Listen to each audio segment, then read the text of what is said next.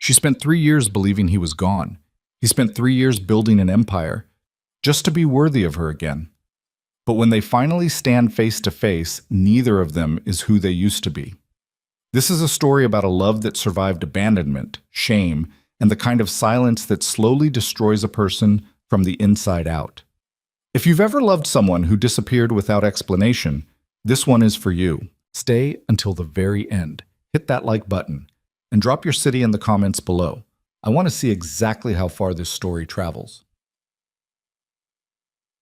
The elevator doors opened on the 42nd floor, and Eva Morales walked straight into the life she had spent 3 years trying to forget. She wasn't supposed to be there. That was the first thing she told herself when she stepped off the elevator and felt the cold, recycled air of Blackwood Dynamics hit her face like a warning. She was supposed to be in her studio apartment on the east side of Chicago, grading undergraduate papers and eating leftover pad thai out of a plastic container. She was supposed to be living her small, manageable life, the one she had carefully rebuilt after the collapse, the one with no surprises and no sharp edges. Instead, she was here, wearing her best blazer and a pair of heels that were already threatening to blister, holding a leather portfolio that belonged to her best friend Carmen, standing in the lobby of one of the most powerful corporate headquarters in the city. 7 days. Carmen had begged her the night before, voice cracked with fever, barely able to sit upright on her couch. Just cover the placement for me. 1 week, Ava. You're between semesters, you've got nothing going on, and the agency already has your paperwork on file from last summer. They won't even blink. She'd pressed the folder into Ava's hands before Ava could argue, and somewhere between Carmen's pathetic coughing and the guilt of watching her best friend practically disintegrate into her throw pillow, Ava had said yes. 7 days as a temporary executive assistant at Blackwood Dynamics. 7 days of fetching coffee and scheduling meetings and keeping her head down in a building full of people who made more money before breakfast than she made in a year. She could survive 7 days. The lobby receptionist was a young man with a practiced smile and a headset that made him look like he was managing air traffic control. He checked her name against a list, printed a badge, and pointed her toward a bank of elevators at the far end of the marble floor. 42nd floor, he said. Ms. Reeves from HR will orient you. The elevator ride was 42 floors of silence and fluorescent light, and Ava spent every second of it reminding herself that this was temporary. It was money. It was 7 days. She would keep her head down, do the work, and leave. The doors opened. The 42nd floor was everything the lobby promised, and then some. Floor-to-ceiling windows framed the Chicago skyline on 3 sides. The city spread out below like a circuit board lit up and humming with its own electricity. The carpet was the kind of deep charcoal gray that cost more per square foot than Ava's rent. Every desk was clean, deliberate, minimal. The kind of workspace that communicated power without needing to announce it. People moved through the space with a particular kind of velocity, that specific urgency that came from knowing your time was billable and your mistakes were expensive. Ava straightened her blazer and walked toward the reception desk. A woman in her 50s with silver-streaked hair and reading glasses perched low on her nose appeared from a side office and extended a hand. Miss Morales, Patricia Reeves, head of HR operations. Her grip was firm and efficient. We appreciate your flexibility on short notice. Of course, Ava said, happy to help. Carmen spoke highly of you. We've used the agency for temporary placements before, and the quality has generally been reliable. Patricia was already moving, already expecting Ava to follow, speaking over her shoulder as she navigated past a cluster of desks. The executive assistant position requires discretion above everything else. You'll be managing the schedule and correspondence for this floor's senior leadership. Standard confidentiality agreement, which you'll sign before your first task. Ava nodded, following her down a wide corridor lined with glass-walled conference rooms. Through one window, she could see a meeting already in progress. 7 or 8 people in expensive suits, a presentation on screen, tension visible even from the hallway in the way nobody was leaning back in their chairs. You'll primarily be supporting the floor's operations, Patricia continued. But your anchor assignment is the executive suite at the end of this corridor. She paused in front of a closed door at the corridor's end. Dark wood, no window, and affixed to the wall beside it, a brushed steel nameplate with black lettering, clean and precise and absolutely unmistakable. Damon Blackwood, Chief Executive Officer. The words hit Ava in the chest like a fist. She stopped walking. Patricia had already moved to open the door and turned back when she noticed Ava wasn't beside her. Miss Morales? Ava was staring at the nameplate. She was aware, distantly, that her portfolio had shifted in her grip, that her fingers had tightened around the leather strap, that something in her chest had locked up in a way that made breathing require conscious effort. Damon Blackwood. She knew that name. She had spent 3 years teaching herself not to know that name. Miss Morales? Patricia's voice sharpened slightly. Are you all right? Ava forced herself to exhale, to look away from the nameplate, to reorganize her expression into something professional and neutral. Yes, she said. Sorry, long morning. Patricia studied her for a brief moment, then nodded and pushed the door open. Mr. Blackwood is in meetings until 10. His assistant's workspace is through the anteroom. I'll walk you through the systems. Ava walked through the door. She kept her chin level and her jaw set and her hands perfectly still, and she walked through that door the way a person walks through a burning building, with the specific, controlled focus of someone who knows that panic will kill them faster than the fire will. The anteroom was spacious and immaculate. A broad desk sat facing the interior office door. Another closed door, solid wood, no window. A monitor, a phone system with more lines than Ava had ever used, a color-coded calendar array on a second screen. A window behind the desk looked out over the city at a height that made the streets below look like a model someone had built for display. Patricia walked her through the calendar system, the correspondence protocols, the contact hierarchy. Ava listened carefully, asked the right questions, wrote things down in the small notebook she'd brought from home. She did all the things a competent professional was supposed to do. And underneath all of it, her pulse was hammering at a frequency she could feel behind her eyes. Damon Blackwood. She hadn't heard his name spoken aloud in over 2 years. She had deliberately, methodically excised him from every part of her life she could control. The social media unfollows, the box of photographs she'd left on the curb one evening in a moment of rage and grief, the way she'd trained herself to change the subject whenever anyone from their old university crowd tried to bring him up. She had been so careful. She had done so much work, and now his name was on a door she was sitting 5 feet away from. Patricia wrapped up the orientation with the crisply professional warmth of someone who had done this hundreds of times. Mr. Blackwood's first post-meeting opening is at 10:15. He prefers briefings kept to 5 minutes or less unless he asks for expansion. He doesn't like small talk. He takes his coffee black, no sugar, and if you ever bring him anything other than the brand specified in the supplier file, he won't say anything, but you'll know. She allowed herself a thin, knowing smile. Any questions? No, Ava said. Thank you. Patricia left. The anteroom fell quiet. Ava sat at the desk, stared at the closed interior door, and had a very direct conversation with herself about the reality of the situation. Damon Blackwood. Her Damon Blackwood, the boy who had sat across from her in a campus coffee shop 4 years ago with ink on his fingers and a half-finished economics textbook and a smile that made her chest feel like it was made of warm weather. That Damon Blackwood was apparently the CEO of one of the most powerful private companies in Chicago. He was apparently worth, according to the financial press she was already pulling up on her phone under the desk, somewhere north of $800 million. And he had apparently accomplished all of that while she spent 3 years assuming he was either dead or had simply stopped caring whether she existed. The anger arrived later than she expected it to. First came the disorientation, the vertiginous quality of standing at the edge of something enormous and not yet understanding its depth. Then came the grief, fast and involuntary, that specific kind that lived in the body rather than the mind, a tightness in the throat, a sudden and unwanted moisture at the corners of her eyes that she blinked away furiously. Then, settling in underneath both like a foundation, came the anger, old and well-maintained and entirely rational. She had 7 days. She could do 7 days. She opened the calendar system, pulled up the day's schedule, and started working. At precisely 10:14, the outer door to the corridor opened and Ava heard voices. 2 men, from the sound of it. One voice she didn't recognize, clipped and slightly nasal, talking about projected quarterly numbers. The other voice she recognized in her bones before her brain had finished processing the sound. 3 years had deepened it slightly, smoothed certain edges while sharpening others. but it was the same voice that had once read her passages from novels she'd never heard of while they lay on the floor of his apartment listening to the radiator knock. It was the same voice that had said her name in the dark like it was the most important word he knew.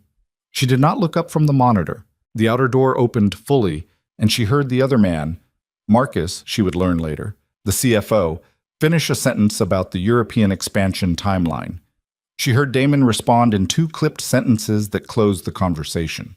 She heard footsteps crossing the anteroom carpet. She kept her eyes on the screen. "You're not Carmen." His voice directed at her now from approximately 4 feet away.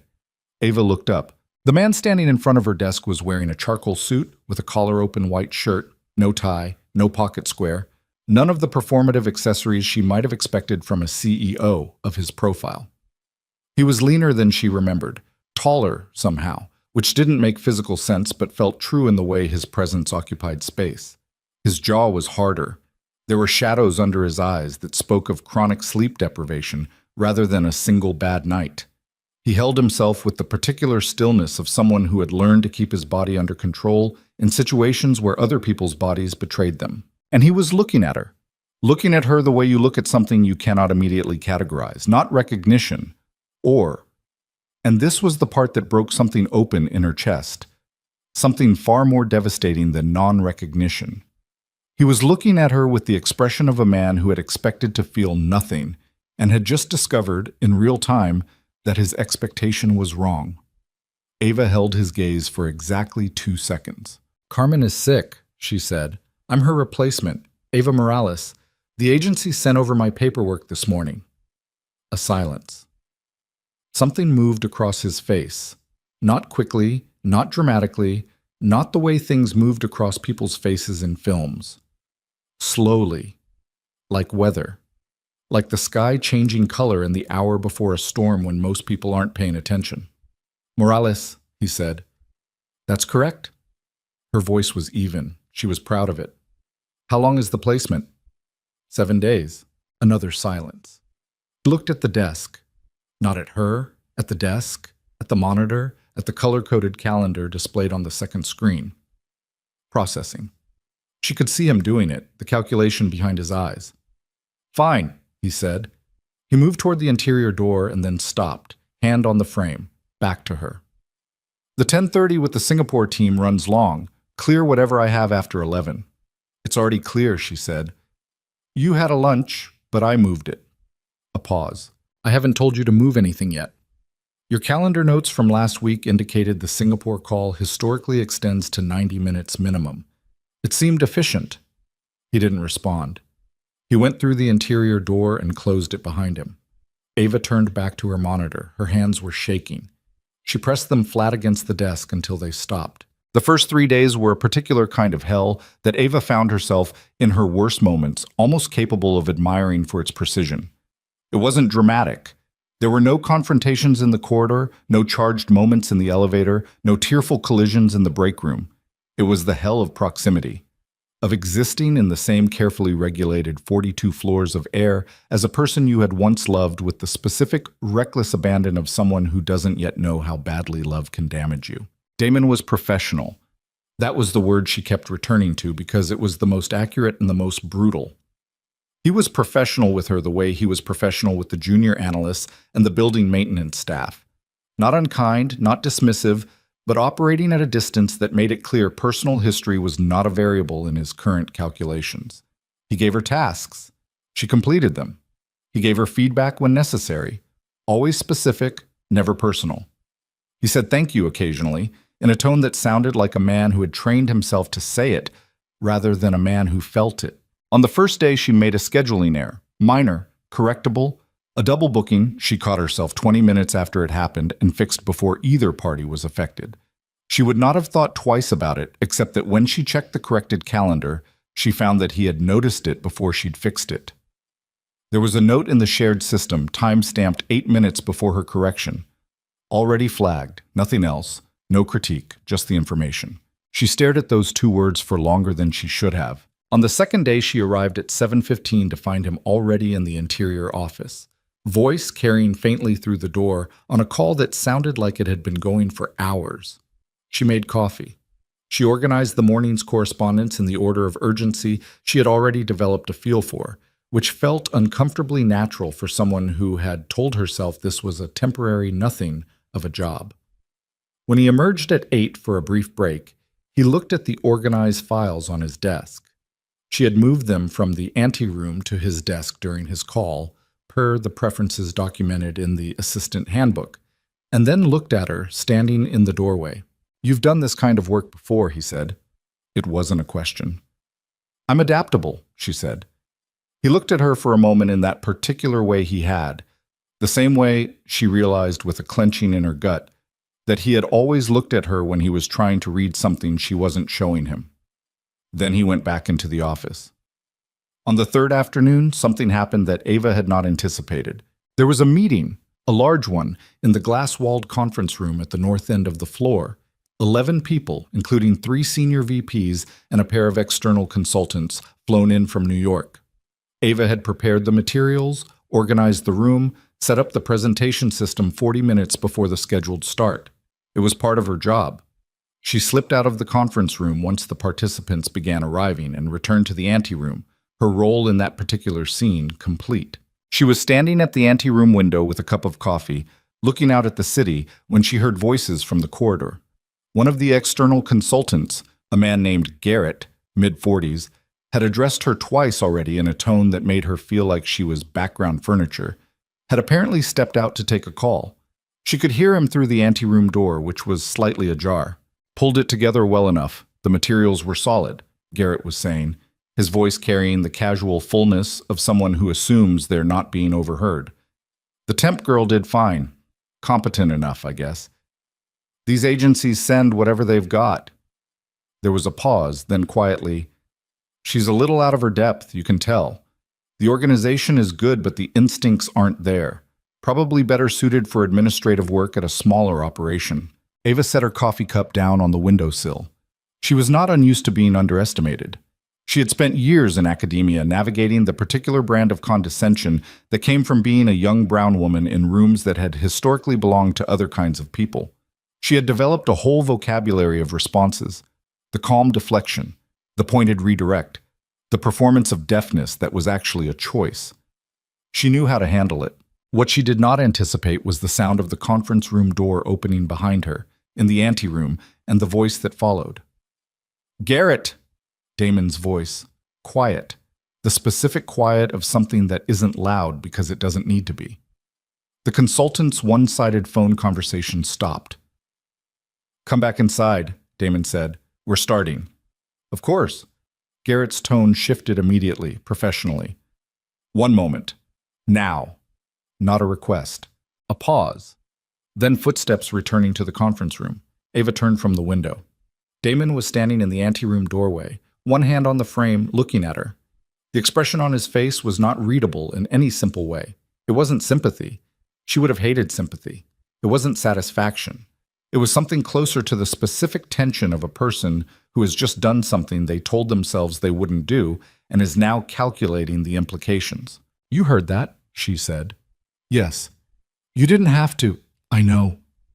He held her gaze for a beat that lasted exactly long enough to be something. Then he straightened, dropped his hand from the doorframe. "I have a meeting." He went back down the corridor. Ava stood at the window for another 3 minutes before she trusted her face again. On the 4th day, she was at her desk when the outer door opened and a woman walked in. Tall, early 40s, the kind of striking that reads immediately as deliberate. Everything about her appearance was a choice, and every choice was correct. Dark blazer, champagne blouse, heels that added 4 inches she didn't need. She moved through the anteroom with the specific confidence of someone who did not habitually check whether there was space for her, because there always was. She stopped at Ava's desk and looked at her with a polite, precise smile. "I'm Celeste Vaughman. I don't have an appointment, but Damon knows I'm in town. Let him know I'm here." Ava checked the calendar. No appointment. She looked up. "I'm sorry, Ms. Vaughn. Mr. Blackwood is currently It's fine. Just let him know." The smile didn't change. It was the smile of someone who had never once in their adult life been told no by an assistant and fully expected the pattern to continue. Ava picked up the phone and dialed the interior line. Damon picked up on the second ring. "What is it?" There's a Celeste Vaughn here to see you. She says she doesn't have an appointment, but that you'd want to know she was here. A silence. Not the silence of someone surprised. The silence of someone recalibrating. Give me 5 minutes, he said. Ava looked up at Celeste. He'll be with you in 5 minutes. You're welcome to wait. Celeste didn't sit. She stood near the window and looked at the view, and Ava watched her peripherally. There was something between this woman and Damon, not something current necessarily, but something that had existed, something with weight. Ava recognized it the way you recognize a familiar piece of music coming from a distance. Not clearly, but unmistakably. When Damon opened the interior door, Celeste turned immediately. I heard about the Singapore deal, Celeste said before he'd finished opening the door. Congratulations, you pulled it off. We pulled it off, Damon said, with a flatness that was different from his usual contained professionalism. Flatter, more guarded. Are you going to make me stand in the hallway all day, or are you going to invite me in? Damon glanced at Ava, a look she couldn't fully decode. Then he stepped back to let Celeste through the interior door. It closed. Ava turned back to her monitor. Through the closed door, she could hear the low, muffled register of conversation, but couldn't make out words. She didn't try to. She cataloged the correspondence queue with methodical focus, and she did not allow herself to speculate about what was happening on the other side of that door, and she was largely successful. Largely. An hour later, Celeste emerged from the interior office alone. She stopped briefly at Ava's desk. You're Carmen's replacement, she said. That's right. How long are you here? 3 more days. Celeste looked at her, really looked at her, the kind of assessing that felt less like curiosity and more like calculation. Then she smiled again with that polished, airless precision. Enjoy the rest of your week, she said, and left. 30 seconds later, Damon appeared in the interior doorway. He looked at the door Celeste had just walked through. Then he looked at Ava. Clear my afternoon, he said. His voice was different. Something in it pulled tight. It's already relatively clear, Ava said, turning to the calendar screen. You have a 4 o'clock with... Cancel it. Ava canceled it. She made the appropriate notifications. She updated the system. She did all of it without looking at him, and when she had finished, she became aware that he was still standing in the doorway. Miss Morales, he said. She looked up. He was looking at her with that expression again. The one she'd seen when she'd first said her name. The one like weather changing. Something working through him that he had decided not to act on, but hadn't entirely succeeded in suppressing. Is there something you need? She said. No, he said. He went back inside. The door didn't close all the way. Ava stared at the 1-inch gap between the door and the frame for a long moment. Then she turned back to her work. On the 5th day, she stayed late. It wasn't intentional. She'd been working through a backlog of correspondence that had accumulated during the Singapore deal crunch, and the task kept expanding the way such tasks do when you're doing them properly, each item generating 2 more items, each thread revealing a slightly longer tail than you'd estimated. By 7 in the evening, the 42nd floor was largely empty. The overhead lighting had switched to its after-hours mode, dimmer and more directional. Someone had left a blazer on a chair 2 desks down. The Chicago skyline through the windows was all dark glass and orange streetlight and the distant white geometry of the lakefront. Ava was reading a contract addendum when she became aware that someone was standing near the corridor entrance. She looked up. Damon. He was in his shirt sleeves, the jacket gone, collar open. He was holding a glass of water and looking at her with an expression that, for the first time since she'd walked through the door of this building, she couldn't organize into something she knew how to respond to professionally. You're still here, he said. The Singapore correspondence had a longer tail than I estimated. That's not your job description. I was finishing something. He came closer. Not close exactly. He stopped near the desk beside hers, leaning against its edge with the particular body language of a man who has been on his feet for 16 hours and is choosing not to sit down because sitting down would mean this is a conversation rather than a brief pause. He looked out the window. When does the placement end? He said. Day after tomorrow. He nodded. He turned the glass in his hand once. Outside, a light in a building across the street turned off. Damon, she said. She hadn't said his name, not once in 5 days. She had been so careful about that. Mr. Blackwood, every single time delivered with the crisp professionalism of someone who had never known him as anything else. The name coming out now felt like something she'd been holding underwater finally breaking the surface. He looked at her. Why didn't you... She stopped. Started over. How long have you been in Chicago? 4 years? 4 years. He had been in the city for 4 years. She had been in the city for 4 years. The same streets, the same L lines, the same 40-degree springs and brutal Januaries. 4 years of parallel existence, 30 city blocks apart. Did you know I was here? She asked. Her voice was steady. She was proud of it. Something in his jaw shifted. Yes, he said. The word landed like a stone into still water, and the ripples went out in all directions, and Ava sat very still while they moved through her. You knew, she said. Ava, you knew I was here. Not a question now, just the shape of the thing being held up in the light so she could see it properly. For 4 years, it wasn't... He pushed off the desk, turning away slightly, and she could see the calculation in his posture. The practiced control of a man who handled billion-dollar negotiations by managing what he allowed other people to see.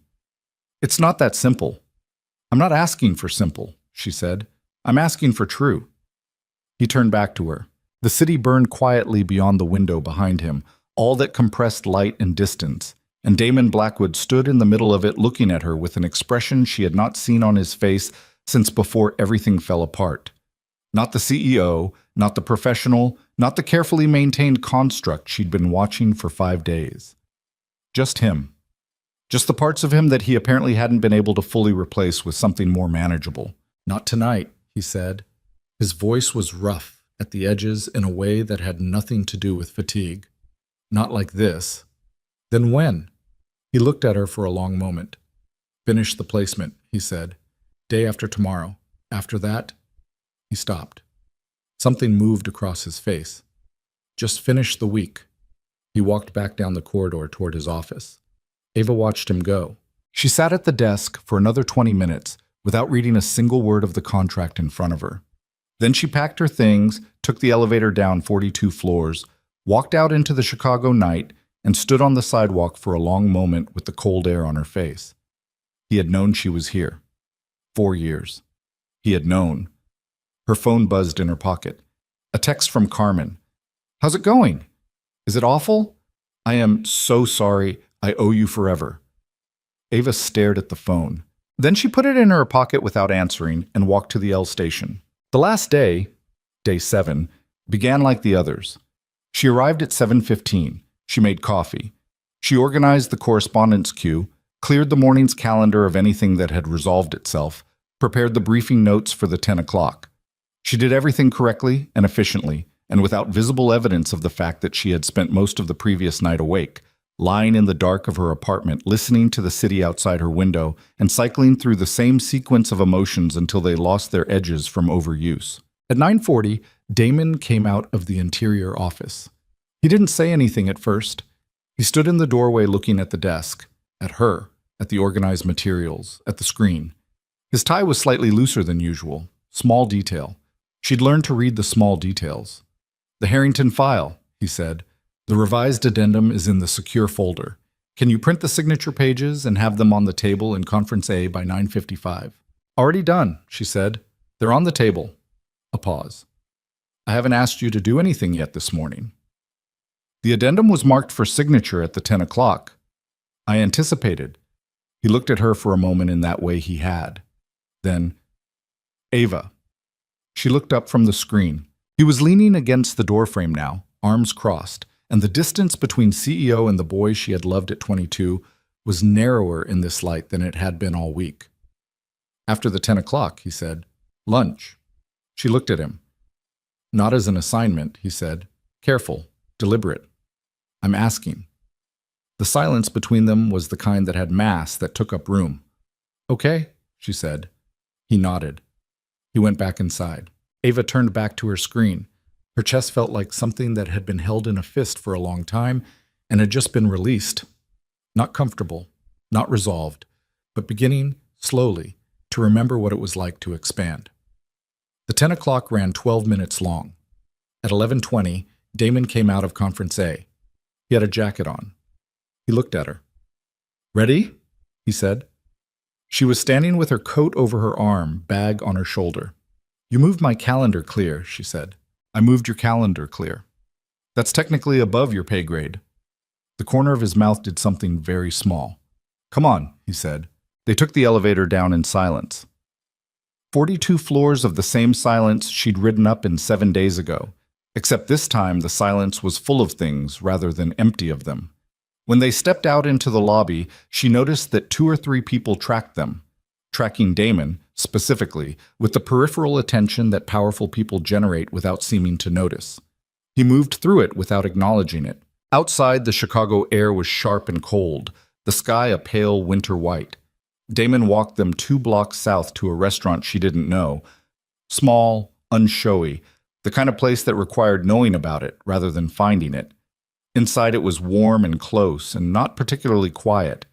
They were seated in a corner booth and the normalcy of the act, sitting across from each other in a restaurant, menus, bread on the table, had a quality of wrongness that Ava felt in her sternum. They had done this 100 times. They had never done this at all. Both things were simultaneously true. She put down the menu. "You said not tonight," she said, "on the 5th day. You said not tonight." He looked up from his menu. He set it down. "So," she said, "tonight." The silence that followed was the last wall between them. She could feel him deciding, could see it in the way he held himself.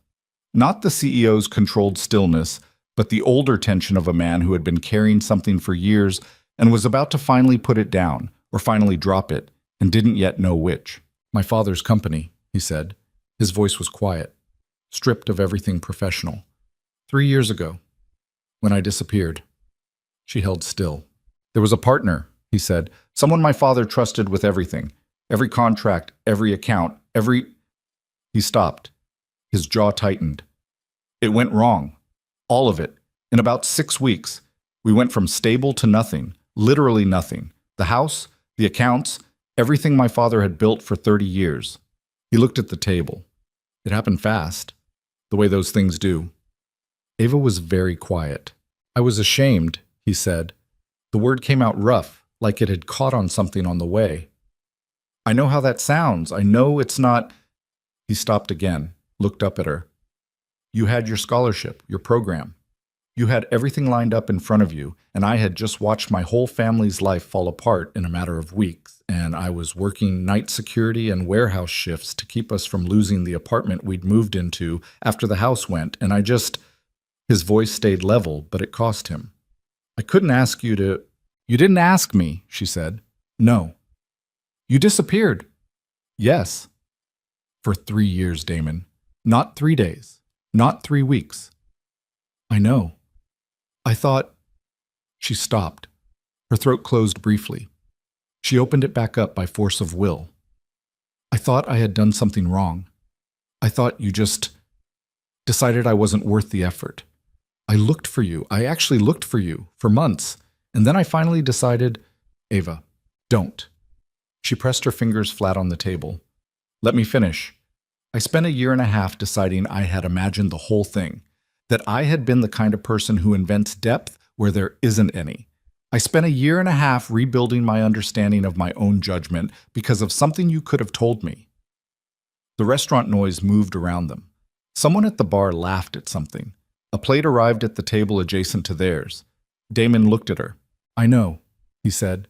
Not a defense, not a deflection. Just those 2 words, plain and without flinching, acknowledging the full weight of what she'd said. The silence between them was different now, less like a wall and more like a wound, real and specific, and requiring something other than distance to address. "I never stopped," he began. And then Ava's phone buzzed on the table. She glanced down reflexively. It was Carmen. She hit decline. When she looked back up, Damon was looking at something past her shoulder. His expression had changed, closed slightly, the way a hand closes around something it expects to be hot. She turned. Celeste Vaughn was crossing the restaurant toward their table. She wasn't rushing. She never rushed. But her eyes were on Damon with an expression that contained, underneath the usual polished surface, something that Ava recognized immediately and coldly as belonging to a woman who had counted on a particular outcome and had just discovered the count was wrong. Damon. She stopped at the edge of their booth. She didn't look at Ava at first. Then she did, and the polished smile was precisely as manufactured as ever. I didn't realize you had a lunch. Celeste, Damon said. His voice had returned to the CEO register. Contained, professional, a closed door. This isn't a good time. I only need a moment. Still not asking. There are some things we should discuss before the board meeting next week. The investment structure we talked about is going to require some adjustments. She paused. Some significant adjustments. Something passed through Damon's expression. Not fear, exactly, but the alertness of someone who has just registered a threat. I'll call you this afternoon, he said. Celeste looked at him for a moment, then looked at Ava. The evaluation in her eyes was rapid and precise and left nothing warm in its wake. Of course, she said, and walked away. Ava looked back at Damon. His jaw was set. His hands were on the table. Who is she?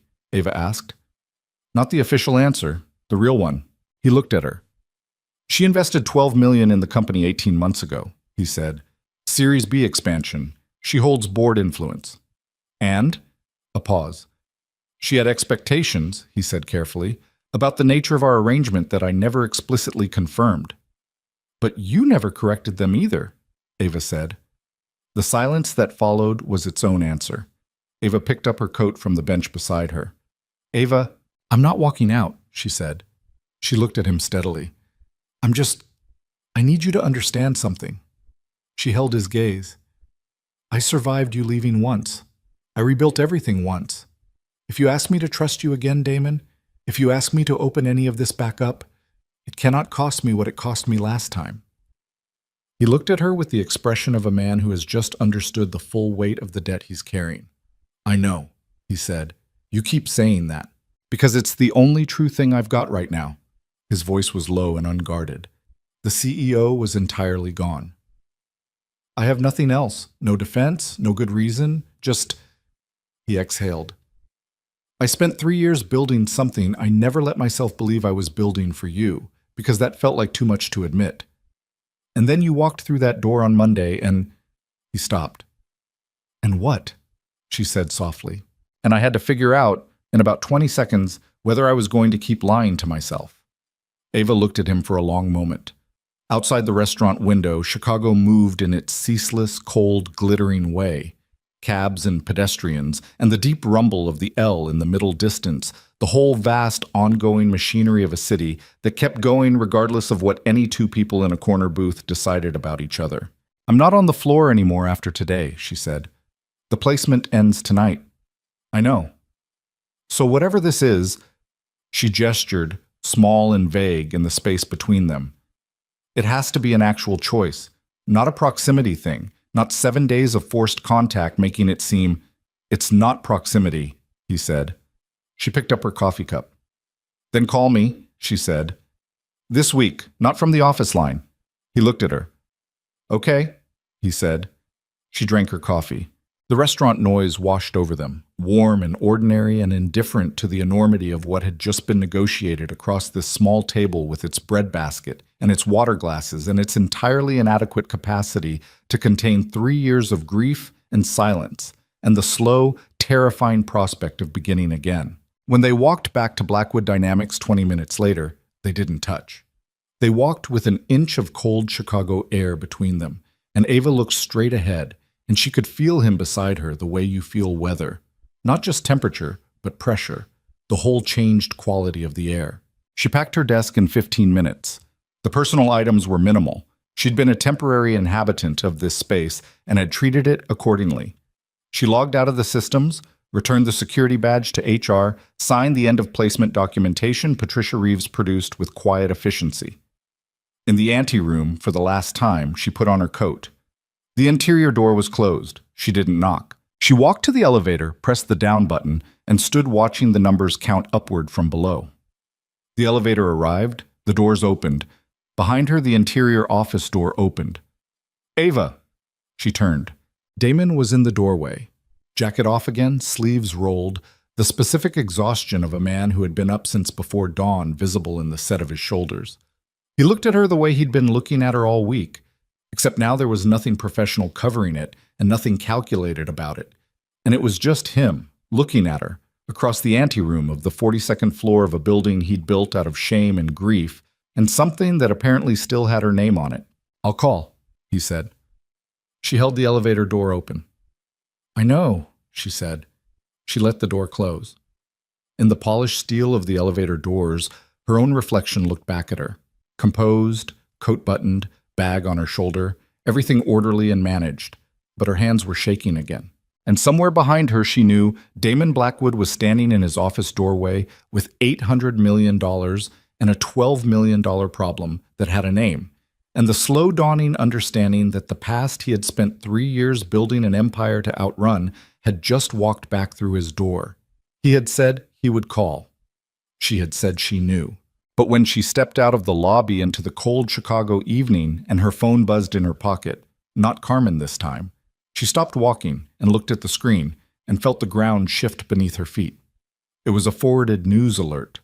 The headline read, "Blackwood Dynamics, Major Investor Celeste Vaughn.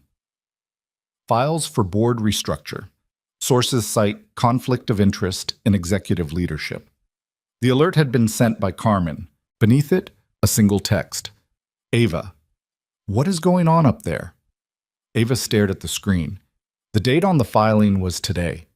The timestamp was 40 minutes ago, right around the time they had been sitting across from each other in that restaurant, talking about trust and second chances and the terrifying arithmetic of beginning again. Celeste Vaughn had already been filing paperwork to burn the whole thing down. Ava read the headline 3 times, standing on the sidewalk outside Blackwood Dynamics, the cold coming up through the soles of her shoes, and the city moving around her with its total indifference to the fact that something had just changed shape in a way she couldn't yet measure. The filing timestamp was 2:47 p.m. They had left the restaurant at approximately 2:30, which meant Celeste Vaughn had walked away from their table, gotten into whatever car was waiting for her, and filed paperwork to restructure the board of a company she had invested $12 million in, all within 17 minutes of seeing Ava Morales sitting across from Damon Blackwood in a corner booth. Ava put her phone in her pocket. She stood on the sidewalk for 10 more seconds, then she went back inside. The lobby security guard recognized her from the week and nodded without question when she badged through. The elevator came quickly this time, as if the building itself had decided not to make her wait. 42 floors. She spent them thinking about the expression on Celeste's face at the restaurant. Not the smile, which had been managed and deliberate, but the thing underneath the smile. The quick involuntary calculation she had seen in the woman's eyes before the performance snapped back into place. She had seen that expression before. In classrooms, in faculty meetings, in the faces of people who had just realized that someone else was a variable they hadn't accounted for. The elevator opened. The floor was quiet in its after-hours configuration, the overhead lighting dimmed, most of the desks empty. Down the corridor, the light under the interior office door was on.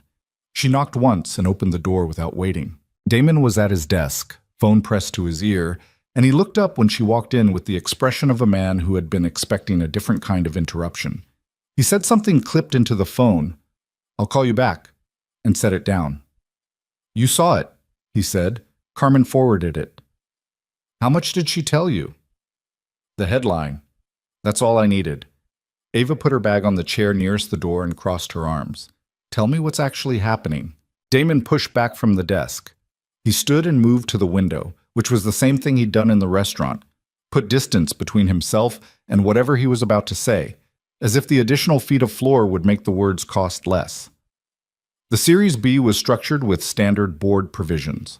$12 million got her 1 seat and limited influence over executive decisions above a certain financial threshold. But the clause about executive conduct is broad. He turned from the window.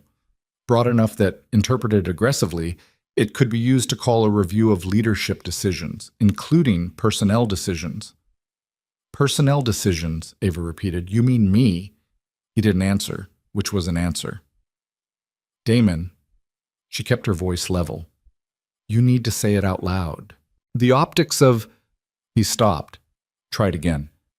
If it looks like I used a corporate placement to reconnect with someone I have a personal history with, and if Celeste decides to characterize that as a conflict of, I came here through an agency, Ava said.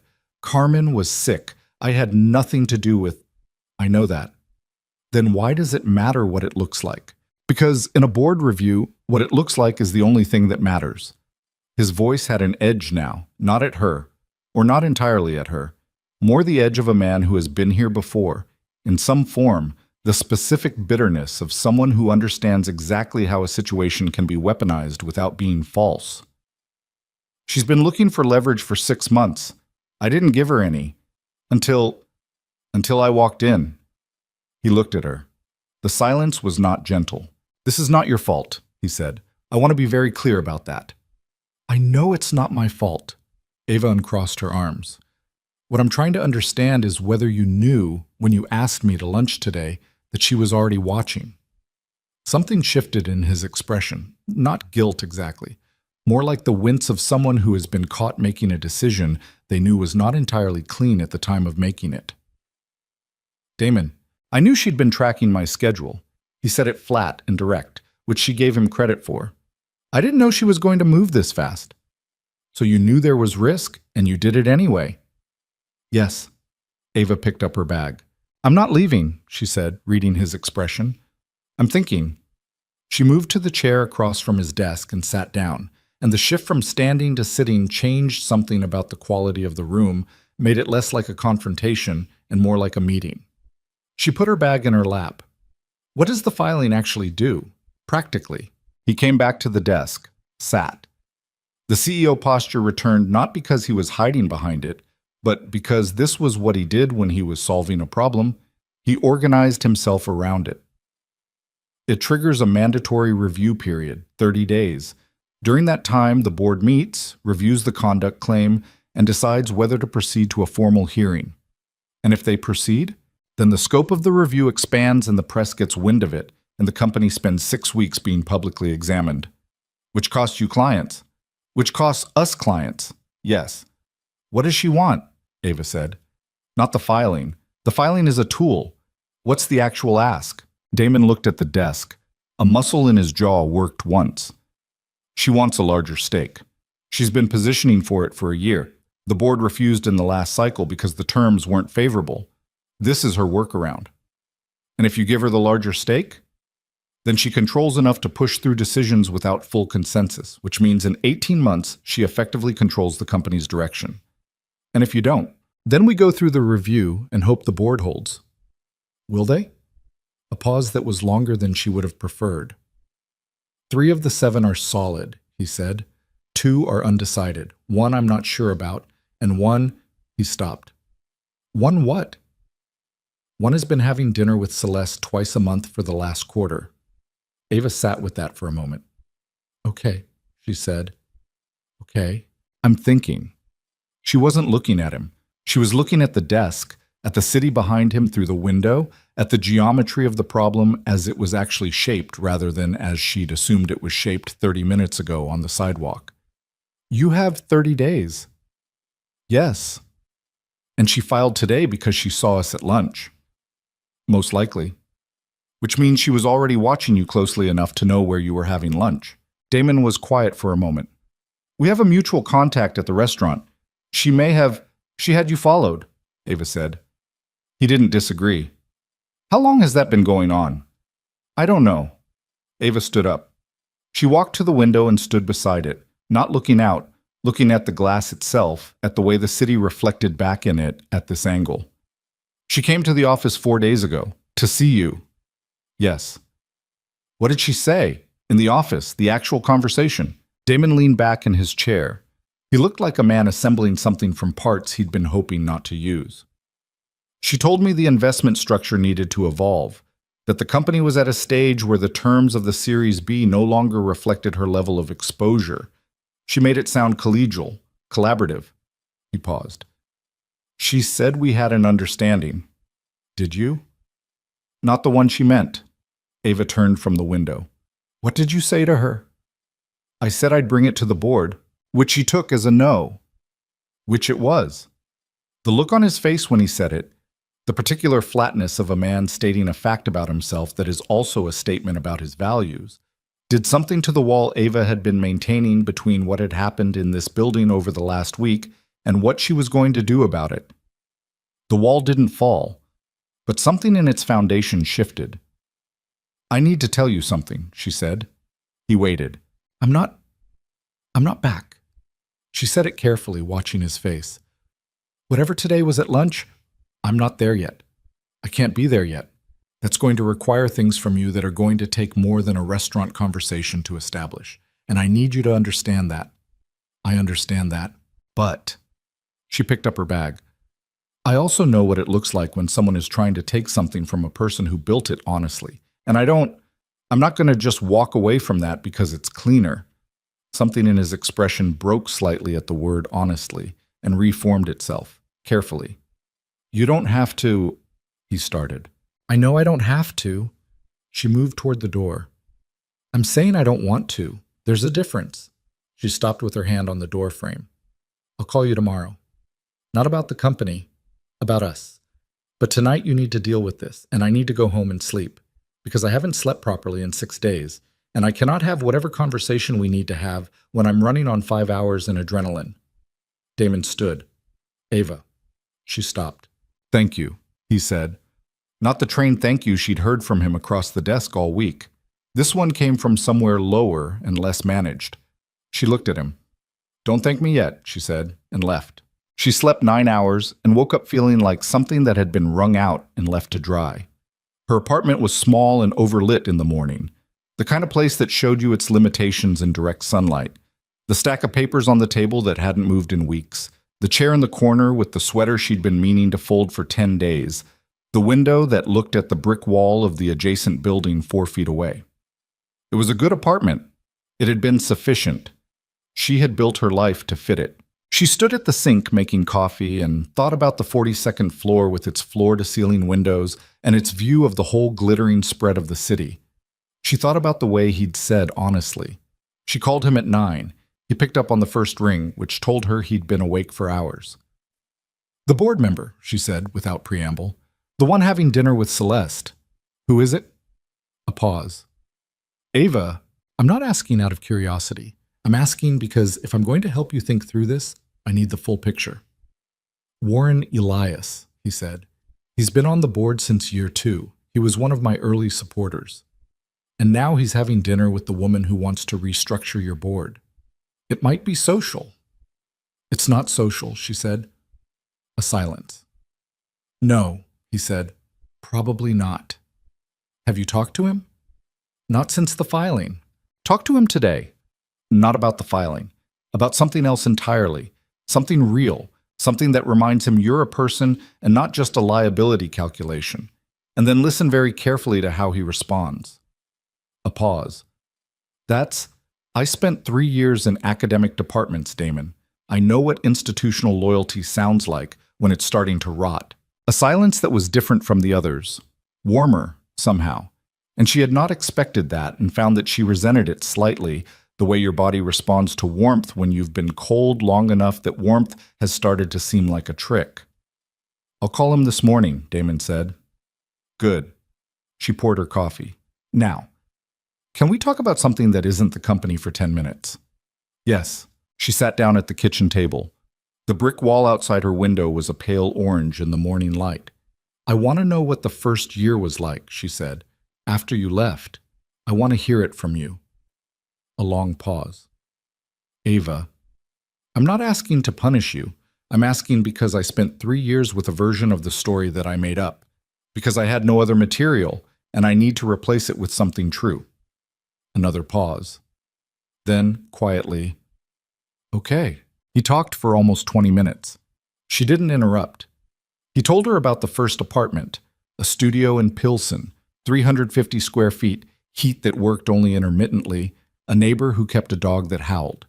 He told her about the warehouse job, the overnight shifts, the specific physical exhaustion of that kind of work after years of doing only academic labor, how his body took 3 weeks to stop hurting and then just hurt differently. He told her about his father, who had not been able to recover emotionally from the collapse of what he'd built. Not broken, exactly, but diminished in a way that was permanent, something gone from his eyes that hadn't come back. He told her about the investor, Marcus Chen, a man who showed up at the warehouse to visit his cousin and ended up talking to Damon for 2 hours at the end of a shift because something in the way Damon talked about markets had made him stop leaving. How that conversation had become monthly dinners. How Marcus had eventually said, with the casual certainty of someone who had done this before, "I'll give you 100,000 in 90 days. Show me something." He had shown him something. "Did you ever—" Ava stopped, started over. "Were you ever going to contact me? Before this week?" A silence. "I thought about it," he said, "more times than I could count. But I'd told myself the story enough times that I believed it. That you were better off. That you'd built something good, and I would only—" He stopped. "That I would only disrupt it." "The choice of whether to be disrupted was mine to make," she said. "I know that now." "You knew it then too," she said, not cruelly, just exactly. He didn't deny it. "Okay," she said. "That's enough for today." "Ava, I'm not cutting it off. I just meant that's enough truth for one morning. I need to process it in pieces or I'll drown in it." She drank her coffee. "Call Elias. Let me know what he says."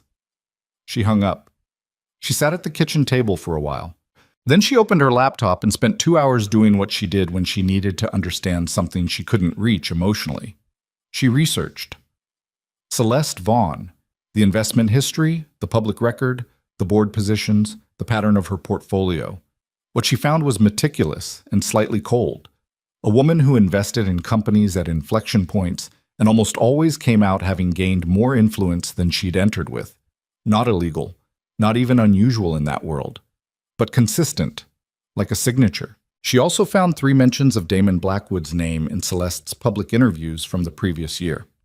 All flattering, all framed in the language of mentorship and shared vision. All containing, in Ava's reading, the faint possessiveness of someone who had conflated professional investment with personal claim. At noon, her phone rang. "Damon." "How was Elias?" she said. "Careful." His voice was tight.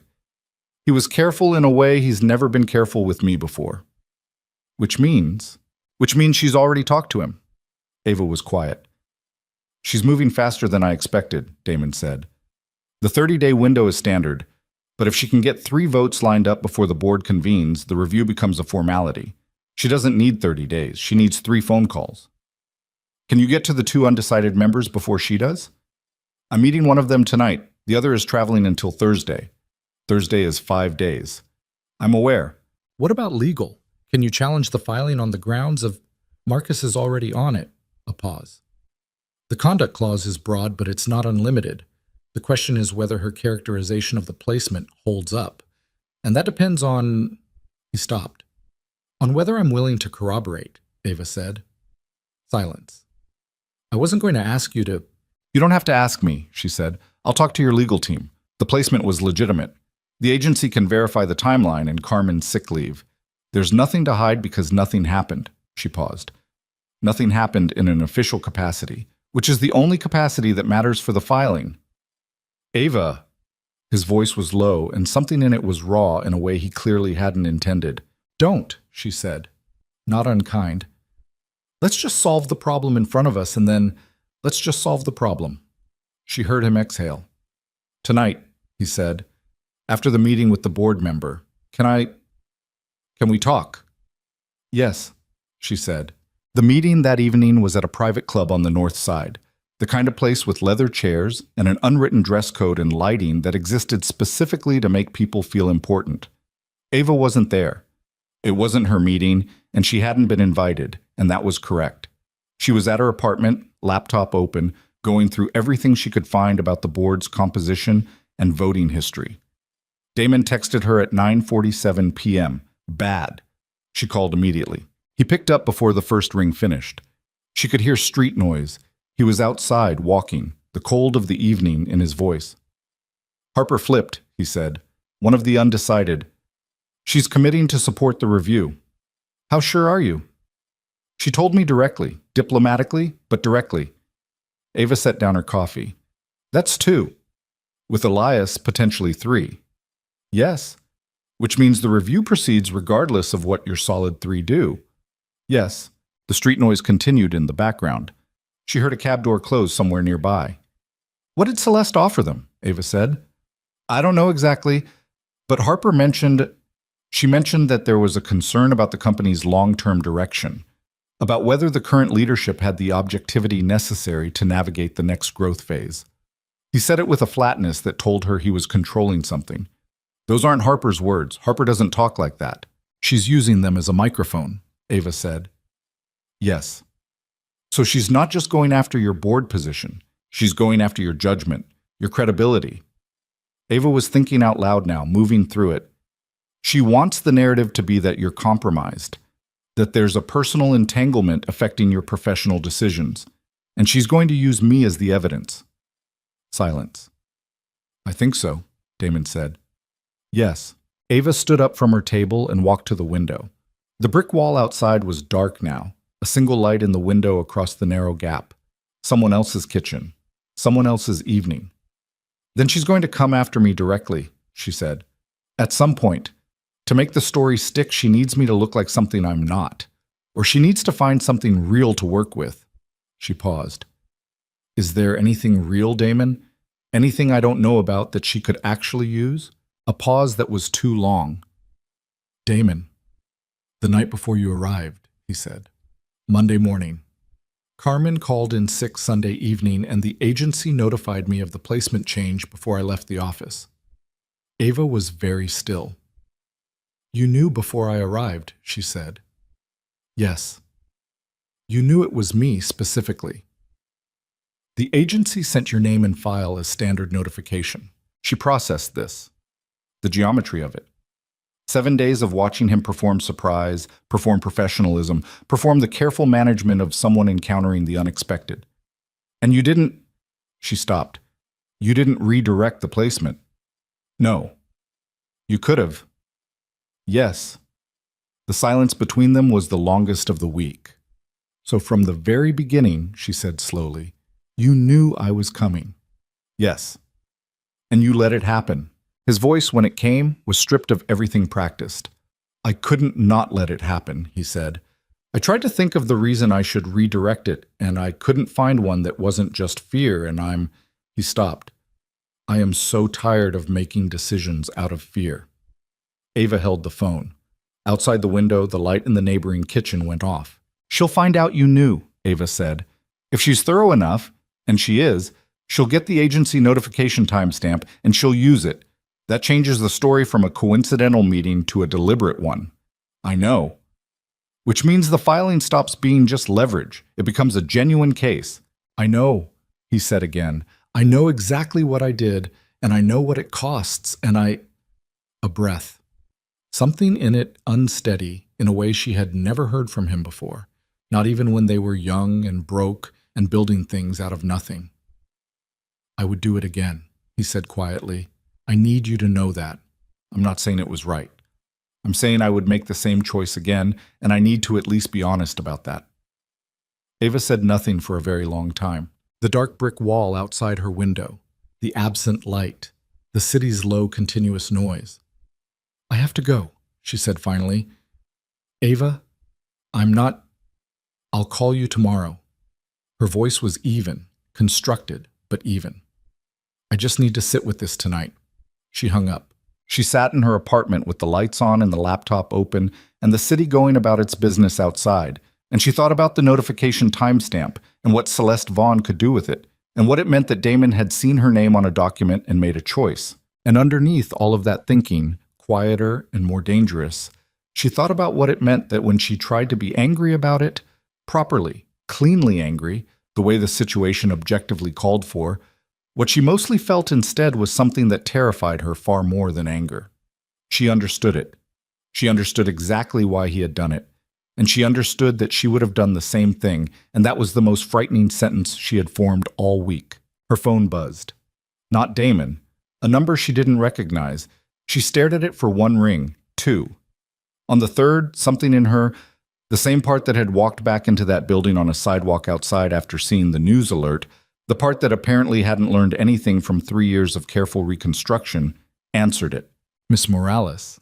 The voice was Celeste Vaughn's, smooth and precise and containing, just barely, the particular warmth of a woman who had gotten exactly where she intended to be. I think it's time we, Ms. Morales. Celeste Vaughn's voice on the phone was the kind of smooth that took years to develop. Not natural smoothness, but the kind that gets built over deliberate practice, over hundreds of rooms where being anything other than controlled would have cost something. I think it's time we had a conversation without Damon in the middle of it. Ava did not move from where she was standing at the window. How did you get this number? She said. The agency file is more accessible than people assume.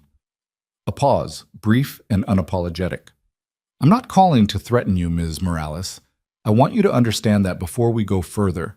I'm calling because I think you deserve information that Damon hasn't given you. I'm listening, Ava said.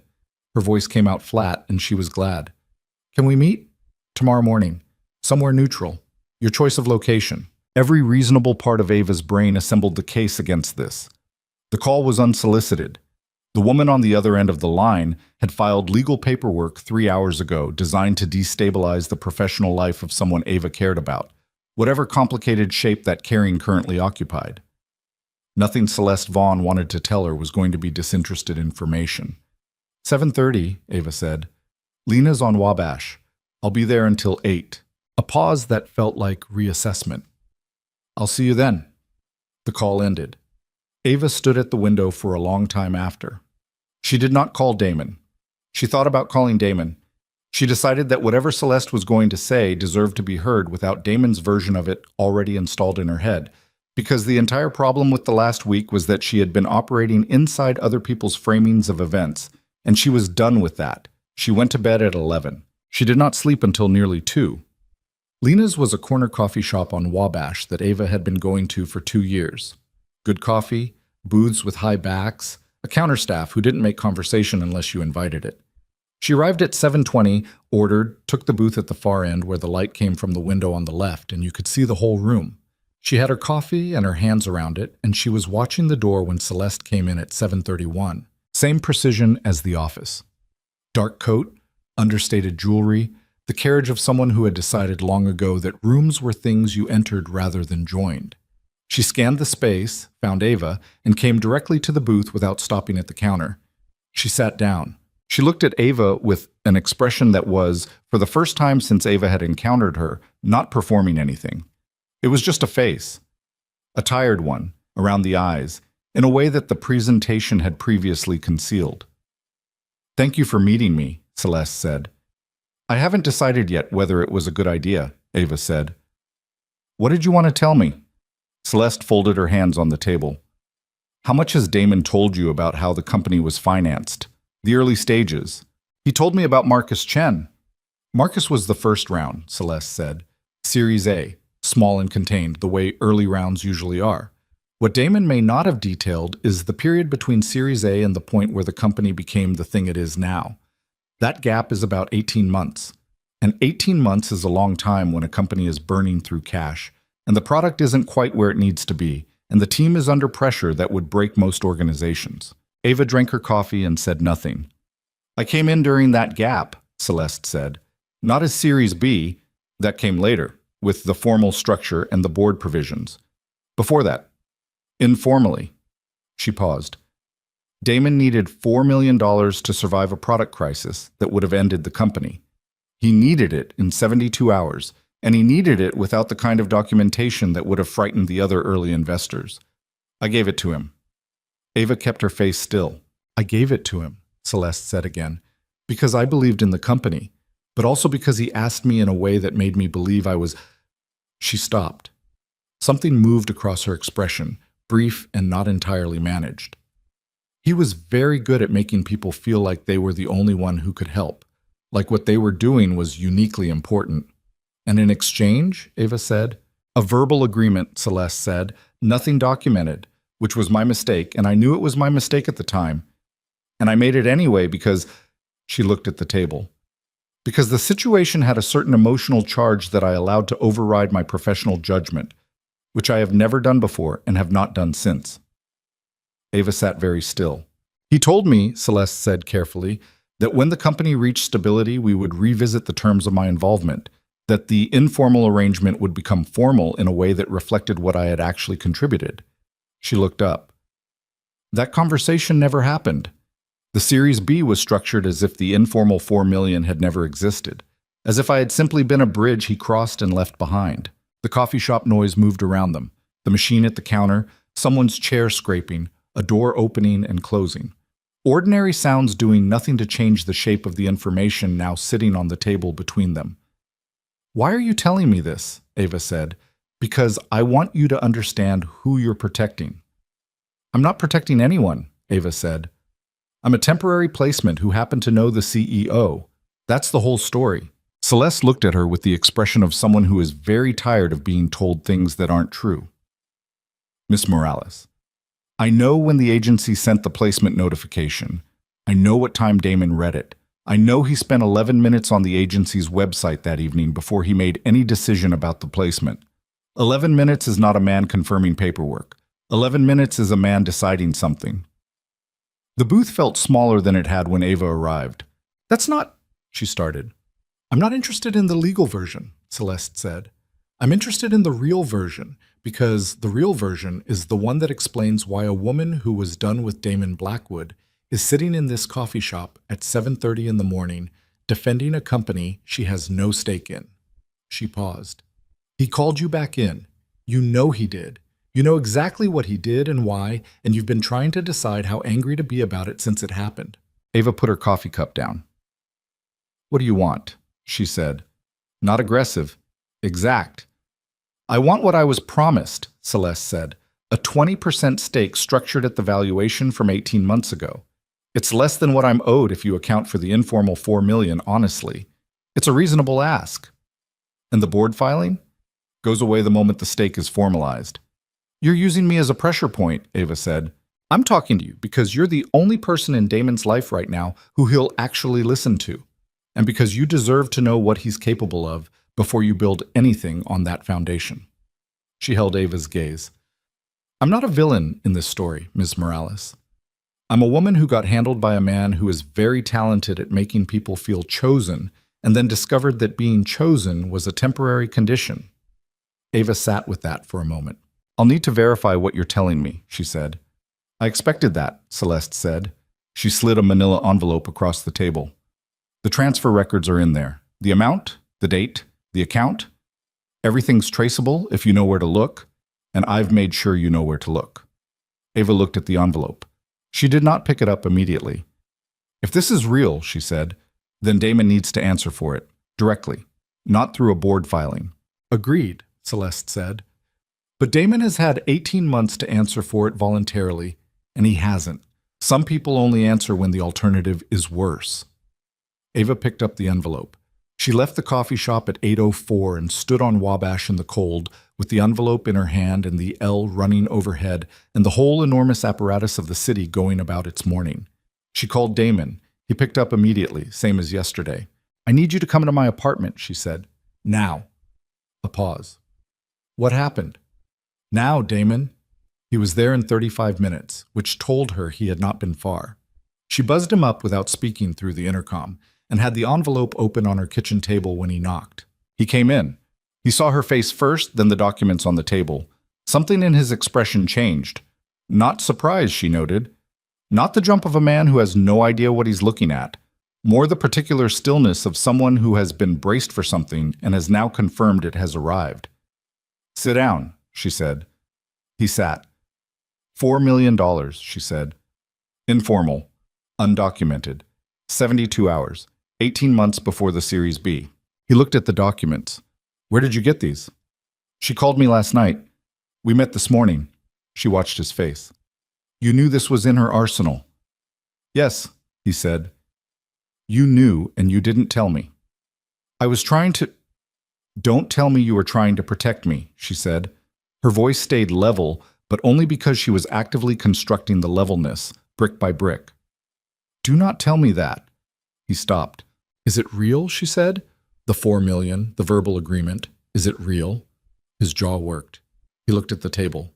Then, with the particular quality of a man who has just run out of angles, "Yes." The word landed in the kitchen and took up all the available space. You made her a promise, Ava said. It wasn't. He stopped again, tried again. The conversation was less formal than she's characterizing. There was no specific. Damon, her voice cut clean. Did you tell her that her contribution would be recognized when the company stabilized? A silence. Yes, he said. And did you recognize it? The Series B terms were fair market. That's not what I asked. He pressed his hands flat on the table. He looked like a man dismantling something he'd spent a long time building. No, he said, not in the way she expected. Ava walked to the window.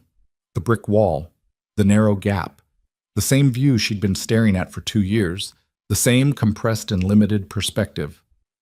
So there are two things, she said. There's the filing, which she's using as leverage because you didn't keep a promise, and there's what the filing is about, which is me, which you manufactured by letting the placement go forward after you knew my name was on it. She turned.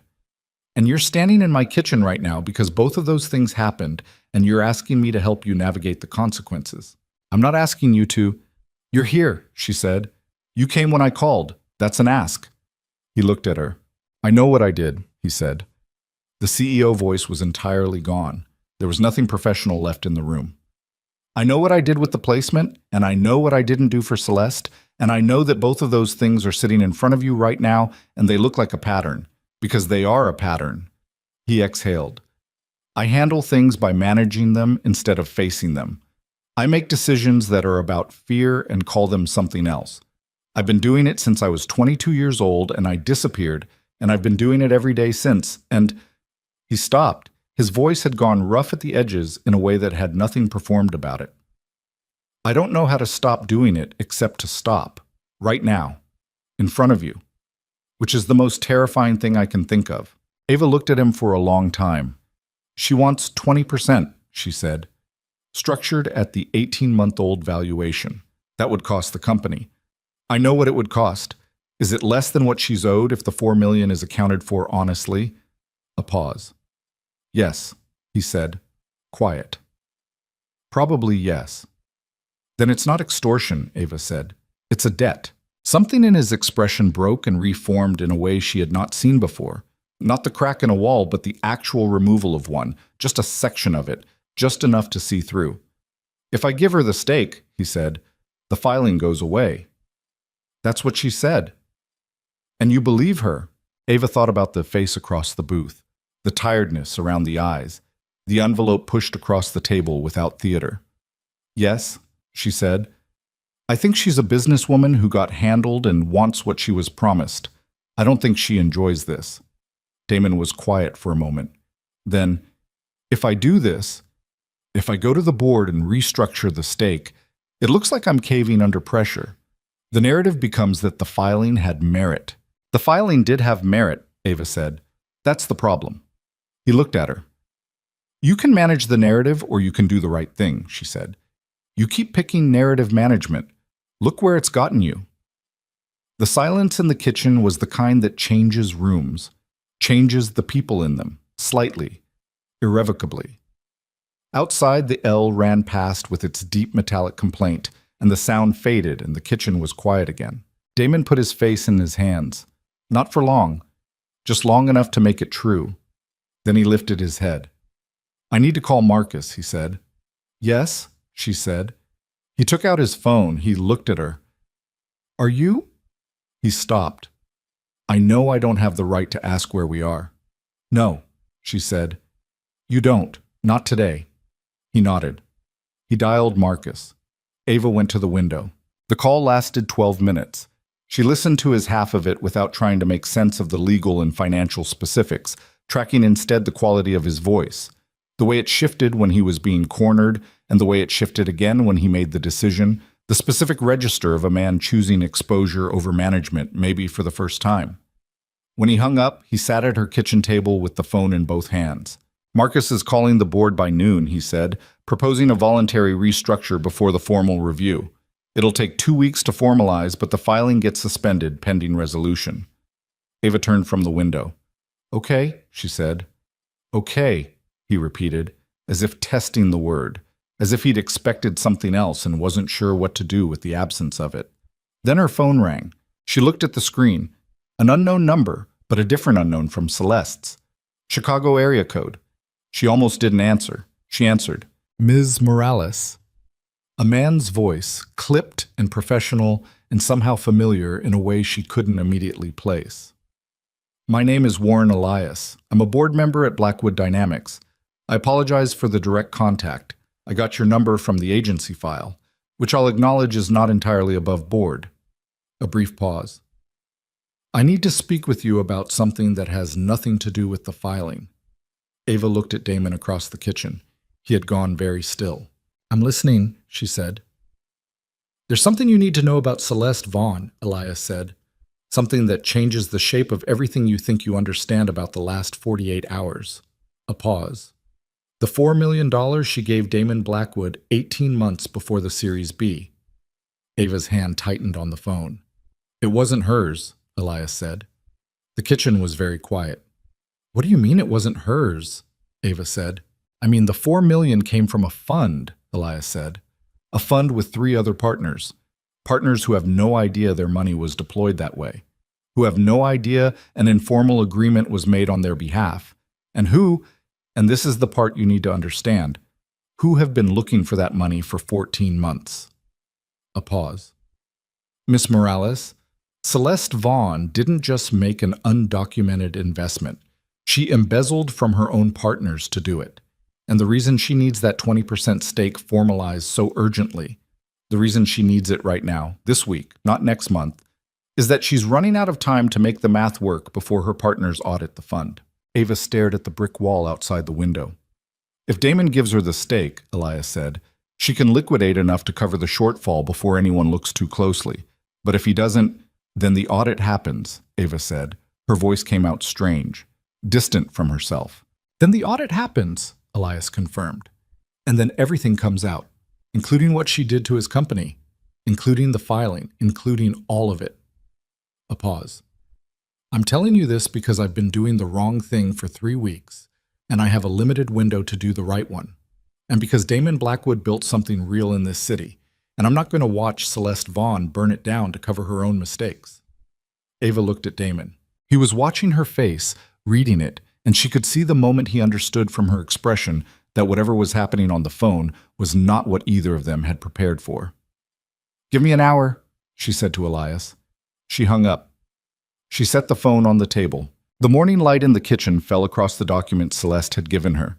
The transfer records, the account numbers, the careful paper architecture of a woman covering her tracks, and Ava looked at them with completely new eyes, seeing not evidence of Damon's debt, but the scaffolding of someone else's. Ava put the phone down on the table and looked at Damon and said, "Don't call Marcus back yet." He looked at her. "What happened?" She told him. She told him all of it. Elias, the fund, the 3 partners, the audit timeline, the 14 months of missing money. She told it flat and without editorializing, watching his face the way you watch a building take impact, tracking the sequence of it, the initial incomprehension, the moment comprehension arrived, the moment it settled into something colder and more dangerous than shock. When she finished, Damon was very still.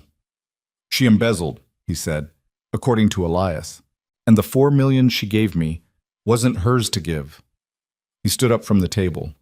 He walked to the window, her brick wall, her narrow gap, and put one hand against the frame and looked at nothing. "Which means the verbal agreement I made with her was made with someone who had no right to make the offer," Ava said.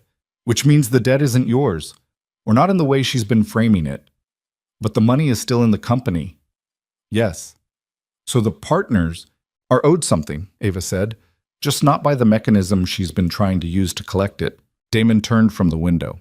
The morning light hit his face at an angle that showed everything the corporate presentation usually concealed. The exhaustion that lived deeper than last night, the specific aging that came from years of carrying weight in silence. He looked like a man who had just watched the entire architecture of a problem he thought he understood reveal a completely different structure underneath. "She was going to make me formalize a stake," he said slowly, "using my own money to cover her theft." "Yes. And the filing, the conduct review, that was the lever." If you gave her the stake to make the filing go away, she liquidates enough to cover the shortfall before the audit hits. Her partners never find out. And you spend the next decade with a board member who has leverage over you that never expires. Ava sat down at the table. It's clean, actually, as schemes go. Don't, he said. I'm not admiring it, I'm understanding it. There's a difference. She pulled the envelope toward her and looked at the documents again with the new frame installed. Transfer records, yes. Account numbers, yes. But whose accounts? From which fund? Elias has documentation? He said so. Have you met with him recently? In person? 3 weeks ago, before any of this. Call him back. Tell him you need to meet today. Bring Marcus. She looked up. And Damon? Don't tell him everything on the phone. Not because I don't trust Elias, but because phones leave records. And right now, the only advantage you have is that Celeste doesn't know you know. Something shifted in his expression. The paralysis of the last 3 minutes began reorganizing itself into something operational. She had seen this happen in the office, the moment he stopped absorbing a problem and started solving it. But she had not seen it this close, this stripped of professional packaging, and it was different here, more human, more costly. Okay, he said. He called Elias. 3 minutes, controlled, specific. Meeting this afternoon, Marcus Chen present, bring everything you have. Elias agreed without hesitation, which told Ava that the man had been ready for this call, had maybe been hoping for it. When Damon hung up, he looked at her. You should come, he said. Why? Because you're the one who received this information. Because if this goes to any kind of legal or board proceeding, your account of the sequence of events matters. A pause. And because I don't want to walk into this without you. The last sentence was quieter than the others. Ava looked at the table. Okay, she said. They met Elias and Marcus at Marcus's office in the West Loop at 2 in the afternoon. The office was the functional opposite of Blackwood Dynamics. Smaller, denser, walls lined with whiteboards covered in numbers and diagrams that had clearly been up for months. The accumulated cartography of someone who thought in systems. Marcus Chen was 50, compact, with the specific alertness of a man who processed information faster than most people produced it. He shook Ava's hand with the directness of someone who had been told who she was and decided that fact was useful rather than complicated. Elias was already there when they arrived. He was in his late 60s, silver-haired, wearing the kind of suit that had been expensive 15 years ago and had been worn enough since to look like a second skin. He stood when they walked in and looked at Damon with an expression that contained, underneath the professional gravity, something that looked like genuine shame. I should have come to you 3 weeks ago, he said. Yes, Damon said. Not angry, just exact. Sit down, Marcus said, and they sat, all 4 of them, around the conference table in the corner of the office, with Elias's documents spread across its surface. The documents were thorough. Ava had expected thorough. Elias hadn't struck her as someone who would call with half a case, but the depth of it was something else. Fund transfer records, internal audit communications, email chains between Celeste and her partners that contained enough ellipsis and careful phrasing to tell the story of a woman managing an increasingly dangerous gap between what her partners knew and what was actually true. 14 months of it. A paper trail that had been building toward this point with the slow inevitability of water finding a crack. The $4 million had come from a real estate development fund. 3 partners, a combined portfolio of north of $40 million, structured with the kind of institutional language that made unauthorized withdrawals not just a breach of trust, but a criminal matter. Celeste had moved the money through 2 intermediate accounts before it reached Damon's company, which had given her 14 months of clean daylight. But the fund's annual audit was scheduled for the end of the following month, and the numbers had been deteriorating for longer than that. She needed the stake formalized this week, Marcus said, reading the timeline. Not next month. Not after the board meeting, this week. Because the audit examines the current period's activity, Elias said. If she can show a formal equity stake, a legitimate asset, it reconstructs the paper trail. The $4 million becomes an investment that appreciated rather than a theft that needed covering. And the 20% stake at the 18-month valuation, Damon said. At that number, it's worth approximately $6.8 million, Marcus said. He had the figure ready. He had clearly been doing this math for hours. She invested $4 million of other people's money and was going to extract $6.8 million of yours to cover it. Net gain of $2.8 million and a clean audit. The room was quiet for a moment. What do we do? Damon said. The question was directed at no one specific, which meant it was directed at the room, at the collective intelligence of 4 people sitting around a table with a problem that had a narrow window and significant consequences in every direction. If we take this to the fund's partners directly, Ava said, what happens to the board filing? It gets complicated, Elias said. The filing was made by an individual who will shortly be under investigation for fraud. The board has grounds to suspend it pending resolution of her legal situation. But that process takes time, and during the suspension period, the company is still in a kind of limbo. What if the board votes to reject the filing before it goes to a formal review? Marcus said. If we can get 4 votes, your 3 solids plus Elias, we can close the review window before it opens. The filing dies administratively. Harper, Damon said. She's already committed to supporting the review. Harper committed based on what Celeste told her, Ava said, which was a version of events that doesn't account for the fraud. She looked at Damon. If Harper knows what Celeste actually is, does she hold the commitment? Damon looked at the table. I don't know. Then we find out, Ava said. She looked at her watch. It was 3:15. When does the board formally receive the filing? It was filed yesterday, Elias said. The 30-day review clock started this morning. So we have 30 days on paper, Marcus said. But practically we have until Celeste realizes we know, Ava said, which means we have today. The 3 men looked at her. She doesn't know about Elias's call, Ava continued. She doesn't know what we have. Right now, she thinks she has Damon cornered. The filing is in motion. She has 2 board votes, and she has enough on the placement to make the narrative hold. She's waiting for him to call and accept her terms.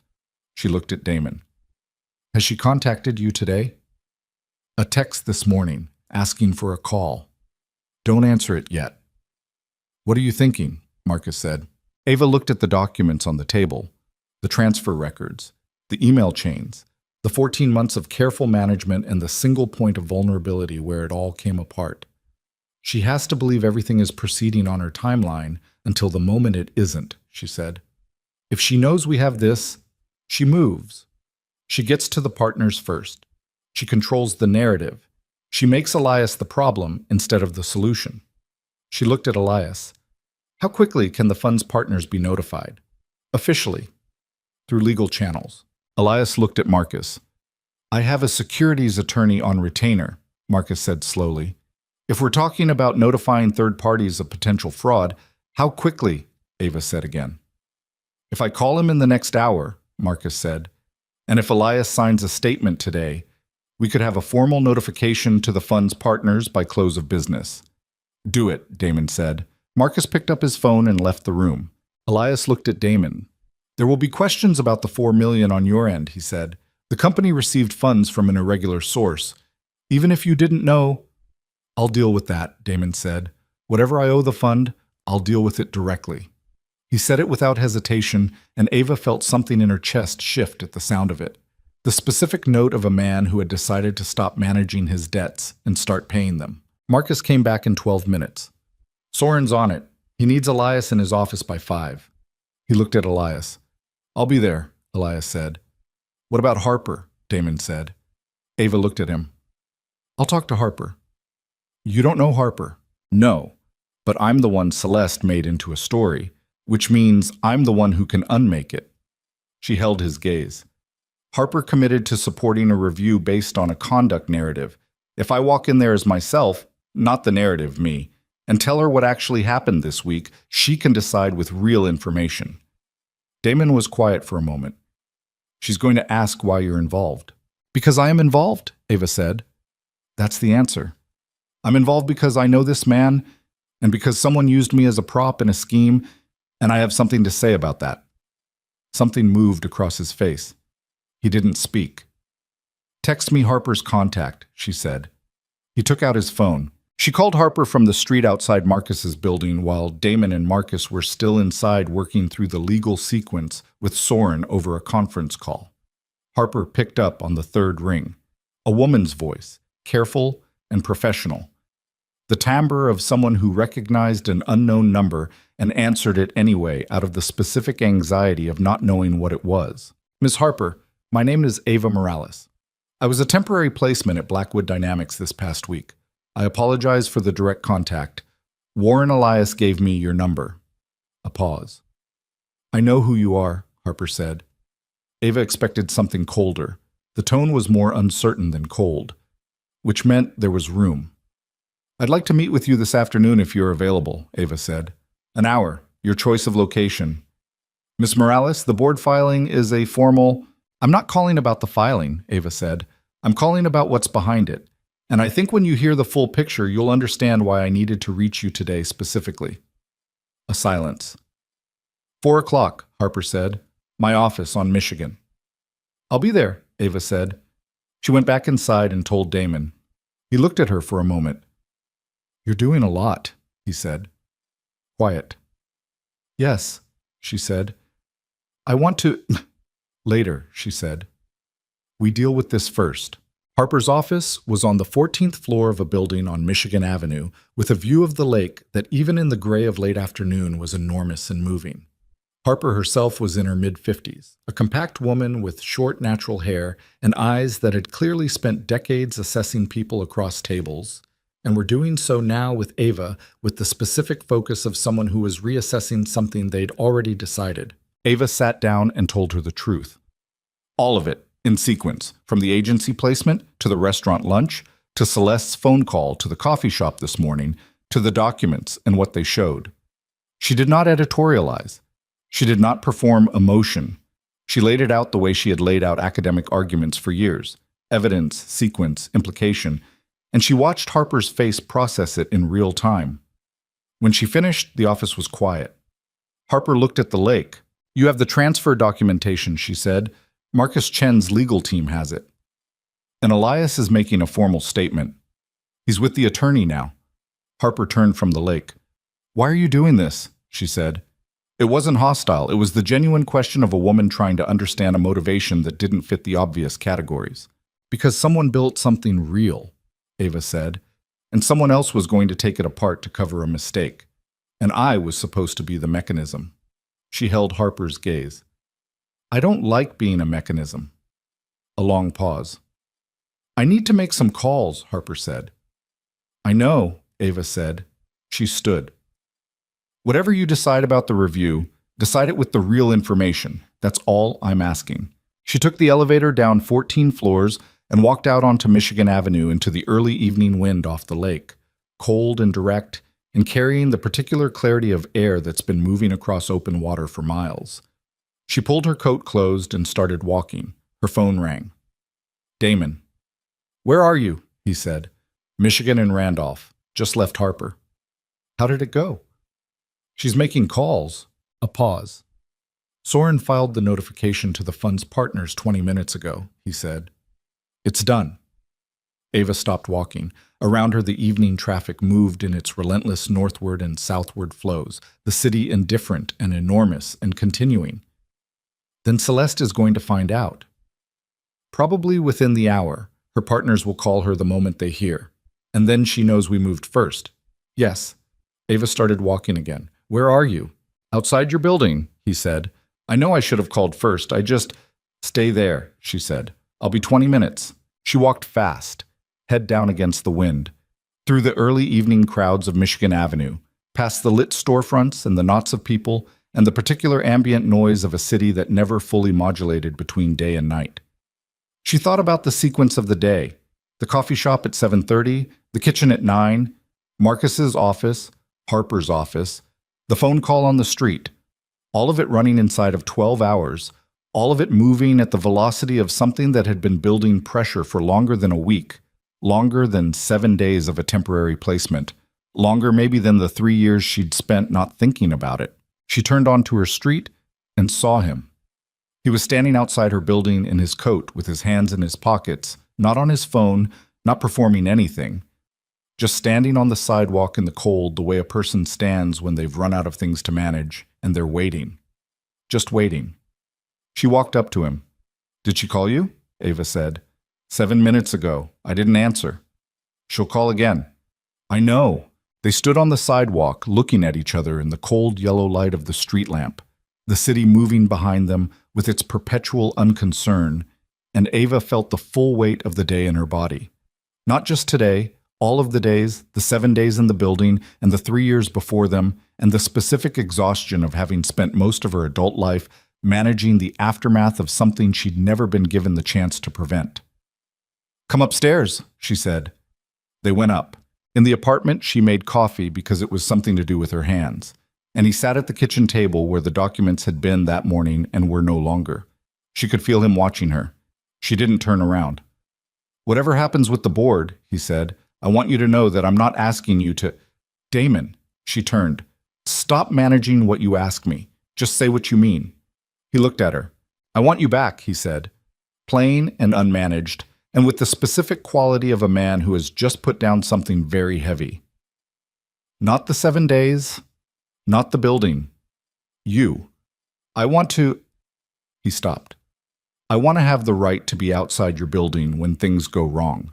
I want the right to be the person you call. I know I haven't earned that. I know it's going to take—" His phone rang. He looked at the screen. Celeste. He looked at Ava. She nodded. He answered. He put it on speaker and set it on the table between them, and the sound of Celeste Vaughn's voice filled the kitchen. But this time the smoothness was gone, fully and completely, replaced by something underneath it that was cold and stripped down to its actual nature, the voice of a woman who had just understood the shape of what had happened to her. "You went to my partner's," Celeste said. "Yes," Damon said. "Do you understand what you've done?" "I think so. You have no idea." The coldness sharpened. "I gave you $4 million when no one else would. I kept your company alive, and you gave me money that wasn't yours to give," Damon said. His voice was even. "And then you tried to make me pay it back with interest using a woman I care about as leverage." A pause. "So yes, I went to your partner's." A silence on the line. "The filing stands," Celeste said. "The filing loses its advocate when the board finds out you're under fraud investigation," Damon said. "Elias is already talking to Harper." Another silence. Longer this time. "This isn't over," Celeste said. "No," Damon said. "It probably isn't. But it's different now." He paused. "Good night, Celeste." He ended the call. The kitchen was very quiet. Ava looked at him across the table. "She said it isn't over," Ava said. "No." "What does she have left?" He was quiet for a moment. His hands were flat on the table, and his face had the specific quality of someone who has just spent the last 30 seconds calculating a threat and arriving at a number that is not 0. "The placement," he said.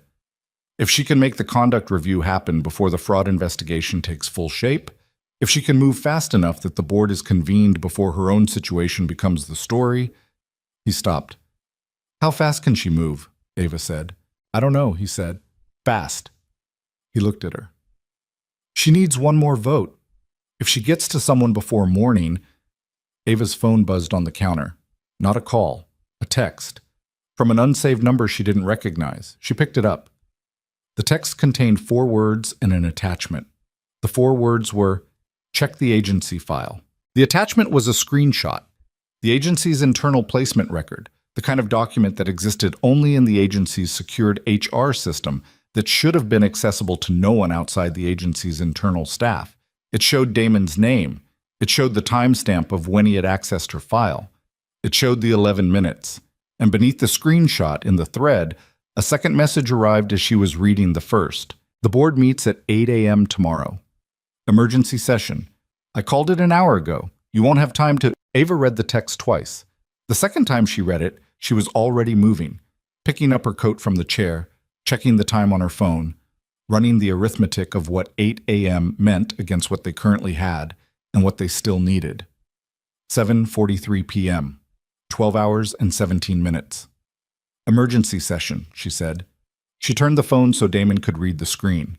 He read it, his jaw set. She watched him do the calculation. The same calculation she'd just done, arriving at the same number, the same narrow window with the same insufficient content inside it. "She pulled the agency file," he said.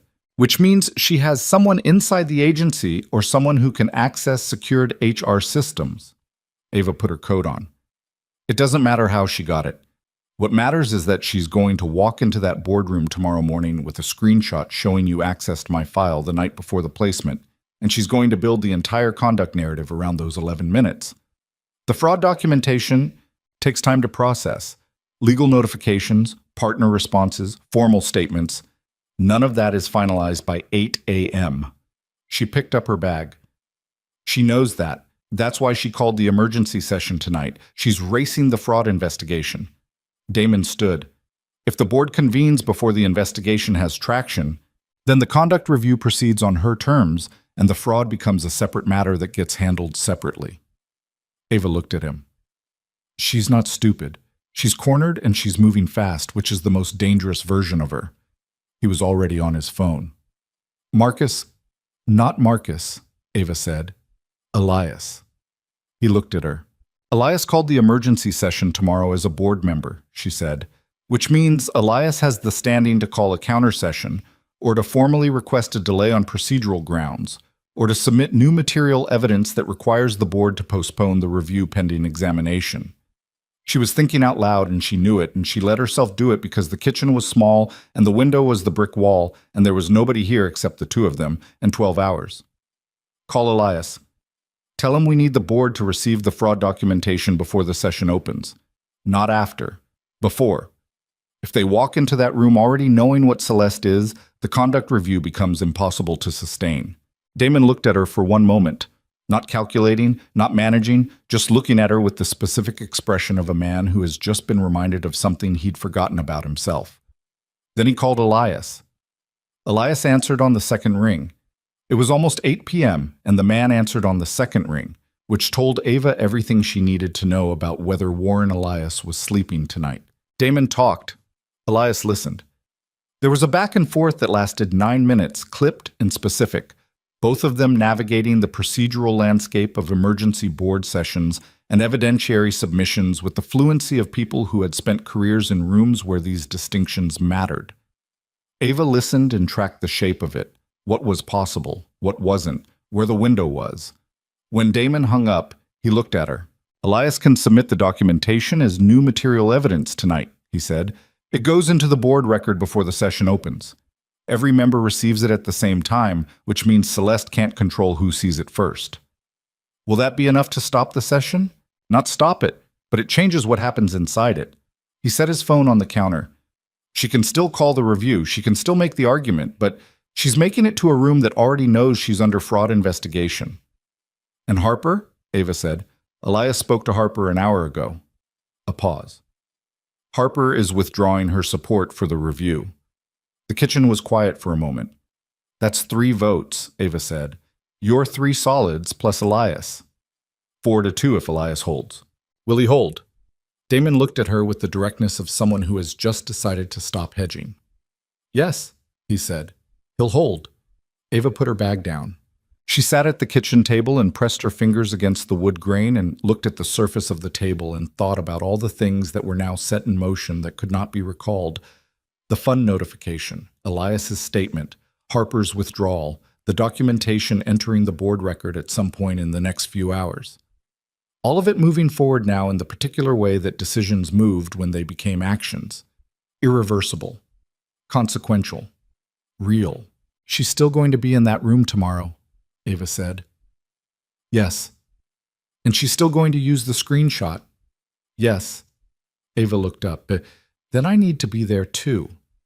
Damon was quiet. I'm not a board member, she said. I know that, but I'm the subject of the conduct claim. I have the right to address the board directly if the claim involves my conduct. She looked at him steadily. Does the conduct review claim involve me? The filing characterizes the placement as yes or no. Yes, he said. Then I have standing to request an address. She held his gaze. Call your attorney tonight. Get me in that room. He looked at her for a long moment. The kitchen light was unforgiving and the night outside the window was full dark, and they were 2 people sitting at a small table in a small apartment with a problem that was large and a window that was narrow and no version of tomorrow that didn't cost something.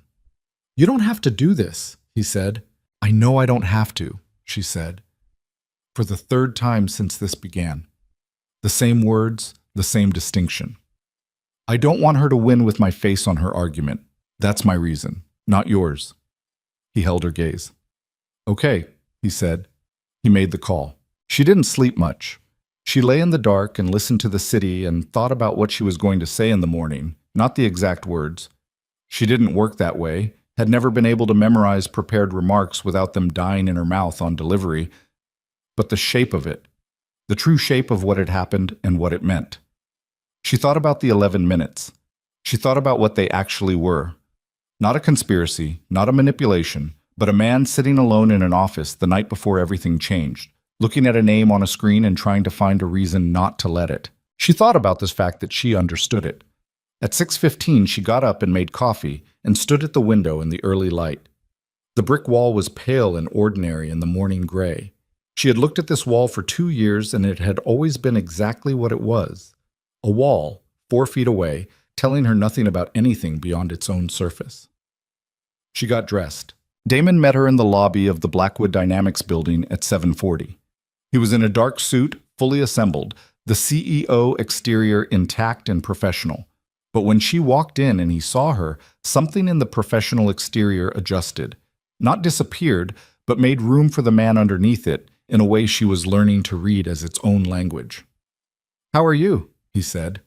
"Ask me after," she said. They went up. The boardroom was on the 44th floor, 2 floors above the executive suite, a room Ava had not been in during her week on 42. It was larger than she'd expected. A long, oval table, seating for 12, floor-to-ceiling windows on the north and east walls, the city visible in every direction in the flat gray light of early morning. 7 people were already present when they arrived at 7:52. Ava recognized Elias, who met her eyes with a brief nod.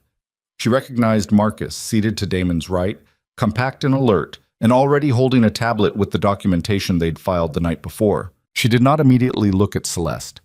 When she did look, she was ready. Celeste was seated at the far curve of the oval, 2 seats from the head position. She had the same precision as always, dark blazer, controlled posture, the presentation intact. But her eyes, when they found Ava across the table, contained something that had not been there in the coffee shop yesterday morning. Not fear, exactly. The specific alertness of a person who has just registered that the room is not configured the way they planned. She looked at Ava for 3 seconds. Then she looked at the table in front of her, and the calibration happened visibly, rapidly. The new information being integrated, the revised strategy forming. The session opened at 8 o'clock precisely. The board chair, a woman named Aldridge, who ran the proceedings with the focused neutrality of someone who had no personal stake in the outcome and intended to keep it that way, opened by acknowledging that new material evidence had been submitted to the record overnight and that each member had received copies before the session opened. She did not characterize the evidence. She noted it existed and moved to the formal agenda. Celeste's attorney, who was present remotely on a screen at the room's north end, stated the filing's position clearly and without theater. A conduct review was warranted based on evidence that the CEO had used a corporate placement process to facilitate personal contact with an individual with whom he had prior intimate history, constituting a conflict of interest that bore on his professional judgment. The screenshot was presented. The 11 minutes, the timestamp, the agency file. Ava watched the room receive it. Some faces showed nothing. 2 showed something she could read as discomfort. Elias looked at the table. Aldridge turned to Damon's side of the table. Damon's attorney addressed the fraud documentation, the fund transfers, the partner notifications, the formal statement from Elias, the timeline establishing that the filing had been made under circumstances that constituted a conflict of interest on the part of the filing party. Celeste's attorney objected on the grounds of relevance. Aldridge overruled and allowed the documentation into the record. Then Aldridge looked at Ava. "Miss Morales, I understand you've requested an opportunity to address the board as the individual named in the filing." "Yes," Ava said. "You have 5 minutes." Ava looked at the table for a moment. Not the documents, not Damon, not Celeste, just the table, the dark polished surface of it, the faint reflection of the windows in its grain. Then she looked up. "The filing characterizes my presence at this company as evidence of a conflict of interest," she said. I want to tell you what my presence actually was. She kept her voice level and plain. No performance, just the shape of it. I'm a college instructor. I do temporary administrative placements between semesters to supplement my income. My best friend, who works for the agency that contracts with this company, got sick the Sunday before last and asked me to cover her placement. I had no prior relationship with this company. I didn't know who the CEO was until I saw the name on his office door. She paused. That's the true version of how I arrived here. It's verifiable through the agency's records, my friend's medical documentation, and the placement timeline. She looked at the table. Now, the filing also references 11 minutes, a timestamp showing that Mr. Blackwood accessed my file the night before I arrived. She looked up. I want to tell you what I think those 11 minutes were. The room was very still.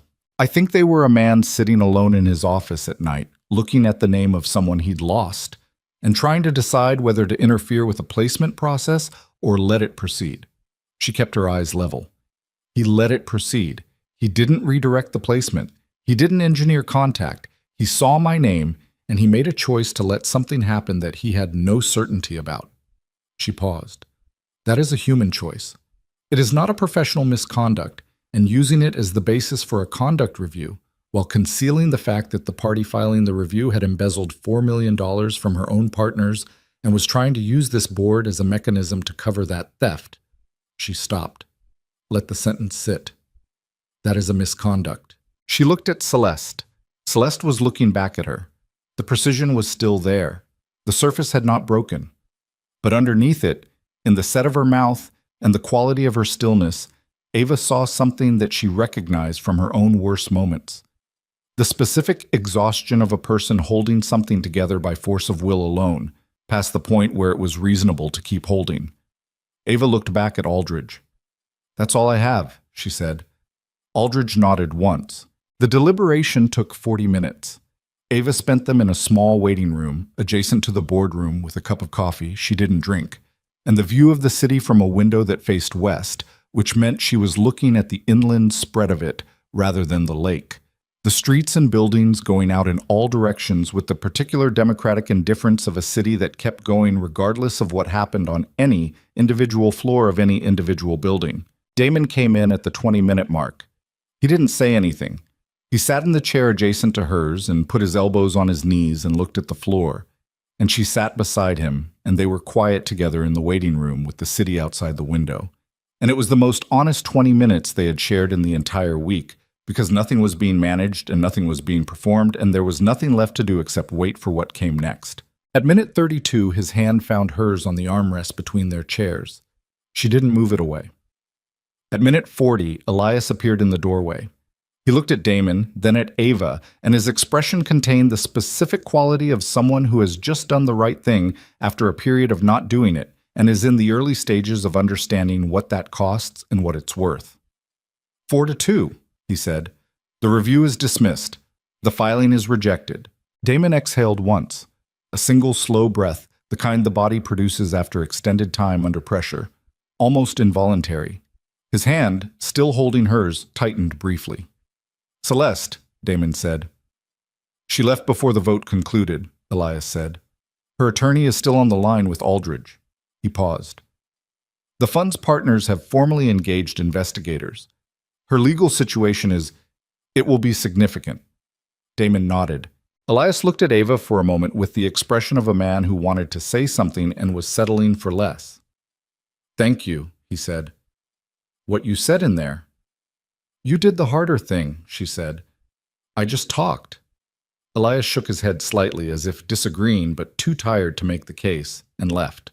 The days that followed had the specific quality of aftermath, not resolution, not recovery, but the strange hollowed-out calm of a space after the storm has moved through and before the rebuilding has fully begun.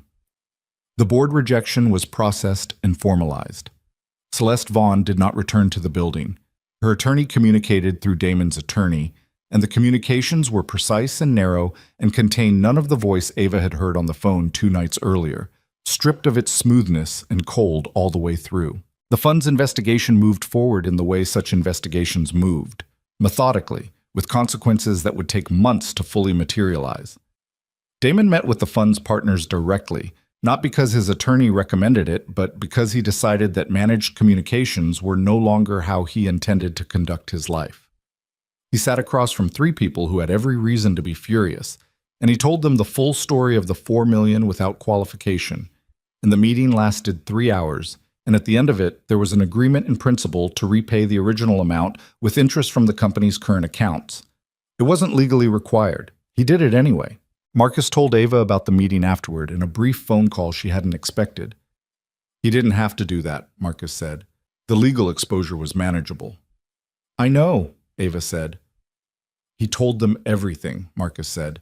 Not just the $4 million, the verbal agreement. What he understood Celeste had expected and why he hadn't delivered it. All of it. I know, she said again. A brief pause on the line. He's a different person than he was 2 weeks ago, Marcus said. Not quite a question. No, Ava said. I think he's the same person he always was. He just stopped managing the distance between himself and that person. Another pause, then, he's lucky you came back. Tell him that, she said. I'm still working on it. She went back to the university. The spring semester started on a Thursday, 12 days after the board session, and she walked into her 8 a.m. seminar with 34 students and a coffee from the corner cart, and the particular clarity of someone who had recently been reminded that her actual life was both smaller and more her own than anything that happened on the 42nd floor of a glass tower downtown. She liked her job. She had always liked her job.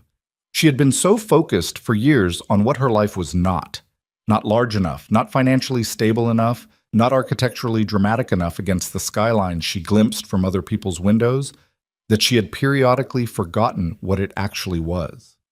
It was hers. It was built on her own specific competencies and her own specific choices, and it was, brick wall view and all, sufficient. This did not mean she was finished with Damon Blackwood. He called, as promised. Not from the office line. The first call was 6 days after the board session, on a Sunday morning when she was grading papers at her kitchen table, and he asked if he could come over, and she said yes. He brought coffee from a place 2 blocks from his apartment, which she had not known the location of until he told her, and she filed the information away. Another coordinate on the map of a person she was in the process of relearning, more carefully this time, with the specific attention of someone who had once learned it fast and lost it, and understood now that speed was not the metric she was optimizing for. He sat across from her at the kitchen table, the same table, and they talked for 3 hours. Not about the company, not about Celeste. He told her about the last 3 years in more detail than the phone call had allowed. Not the broad strokes of the origin story, but the granular specifics, the particular days and the particular choices, and the moments where he had come closest to calling her, and the reasons he had told himself not to. She listened. She asked questions. Some of them were hard questions, and she asked them anyway, and he answered them without deflecting, which was something she tracked carefully, the way you track a new behavior that you want to know whether it will hold. The night before you arrived, she said. The 11 minutes. Yes, he said. What did you actually feel when you saw my name? He looked at the table, looked up.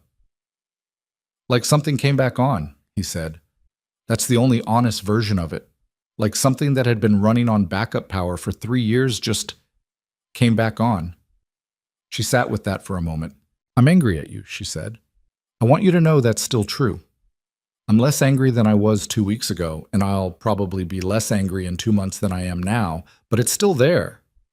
I know, he said. Don't tell me you know, she said, not unkindly. Show me you know. There's a difference. He looked at her for a long moment. What does showing you look like? It looks like not disappearing, she said. When it gets hard, when I'm angry, or when you're afraid, or when something complicated happens between us that doesn't have a clean resolution. It looks like staying in the room. She held his gaze. That's the whole list. It sounds simple, and it isn't. No, he said. It isn't. Can you do it? A silence. I don't know, he said. And the honesty of it, the absence of the easy answer, the specific courage of not managing even this, landed in the room with a weight that was, paradoxically, more reassuring than certainty would have been. I know what I want to do, he said. I know what I'm going to try to do. but I don't know yet whether I'm the person who can actually do it, and I'm not going to tell you that I am just because it's what you need to hear." Ava looked at him across the kitchen table. "That's the right answer," she said. They started slowly. Not because it was a strategy, but because slow was what the situation actually called for. And they were both, say, for the first time in their shared history, trying to give things what they actually called for, rather than what was expedient or comfortable or managed. He came over on Sunday mornings and brought coffee. She went to his apartment twice, which was on the north side, high up, with windows that looked at the city from the west. Different geometry than the 42nd floor, but the same basic truth about the city's scale. She learned the apartment the way you learn a person, gradually, in specific detail, noting what it revealed about who he had become in the years between them. He had books. More than she expected. They were not arranged carefully, which surprised her given the precision of everything else in his professional life. They were stacked and doubled and organized in some private system that wasn't alphabetical or by subject, but which she suspected had its own logic she hadn't yet decoded. She asked him about it once. "The ones I've read twice are horizontal," he said. "The ones I haven't finished are on the lower shelves." She looked at the lower shelves. There were very few books there. "You finish everything," she said. "I try," he said. Something in his voice when he said it was not about books, and they both knew it, and neither of them said so. Spring moved through Chicago the way it always did. Incompletely, 2 steps forward and 1 step back. A warm week followed by a cold snap. The lake making its own decisions about temperature regardless of what the calendar said. The semester progressed. She graded papers and prepared lectures and sat in department meetings and lived her small, sufficient life, except that it was not quite the same life it had been before the 7 days because something in its dimensions had shifted, not expanded. She was wary of that framing, the one where love was supposed to make things larger, different, more inhabited maybe. More specifically, hers. Carmen, who had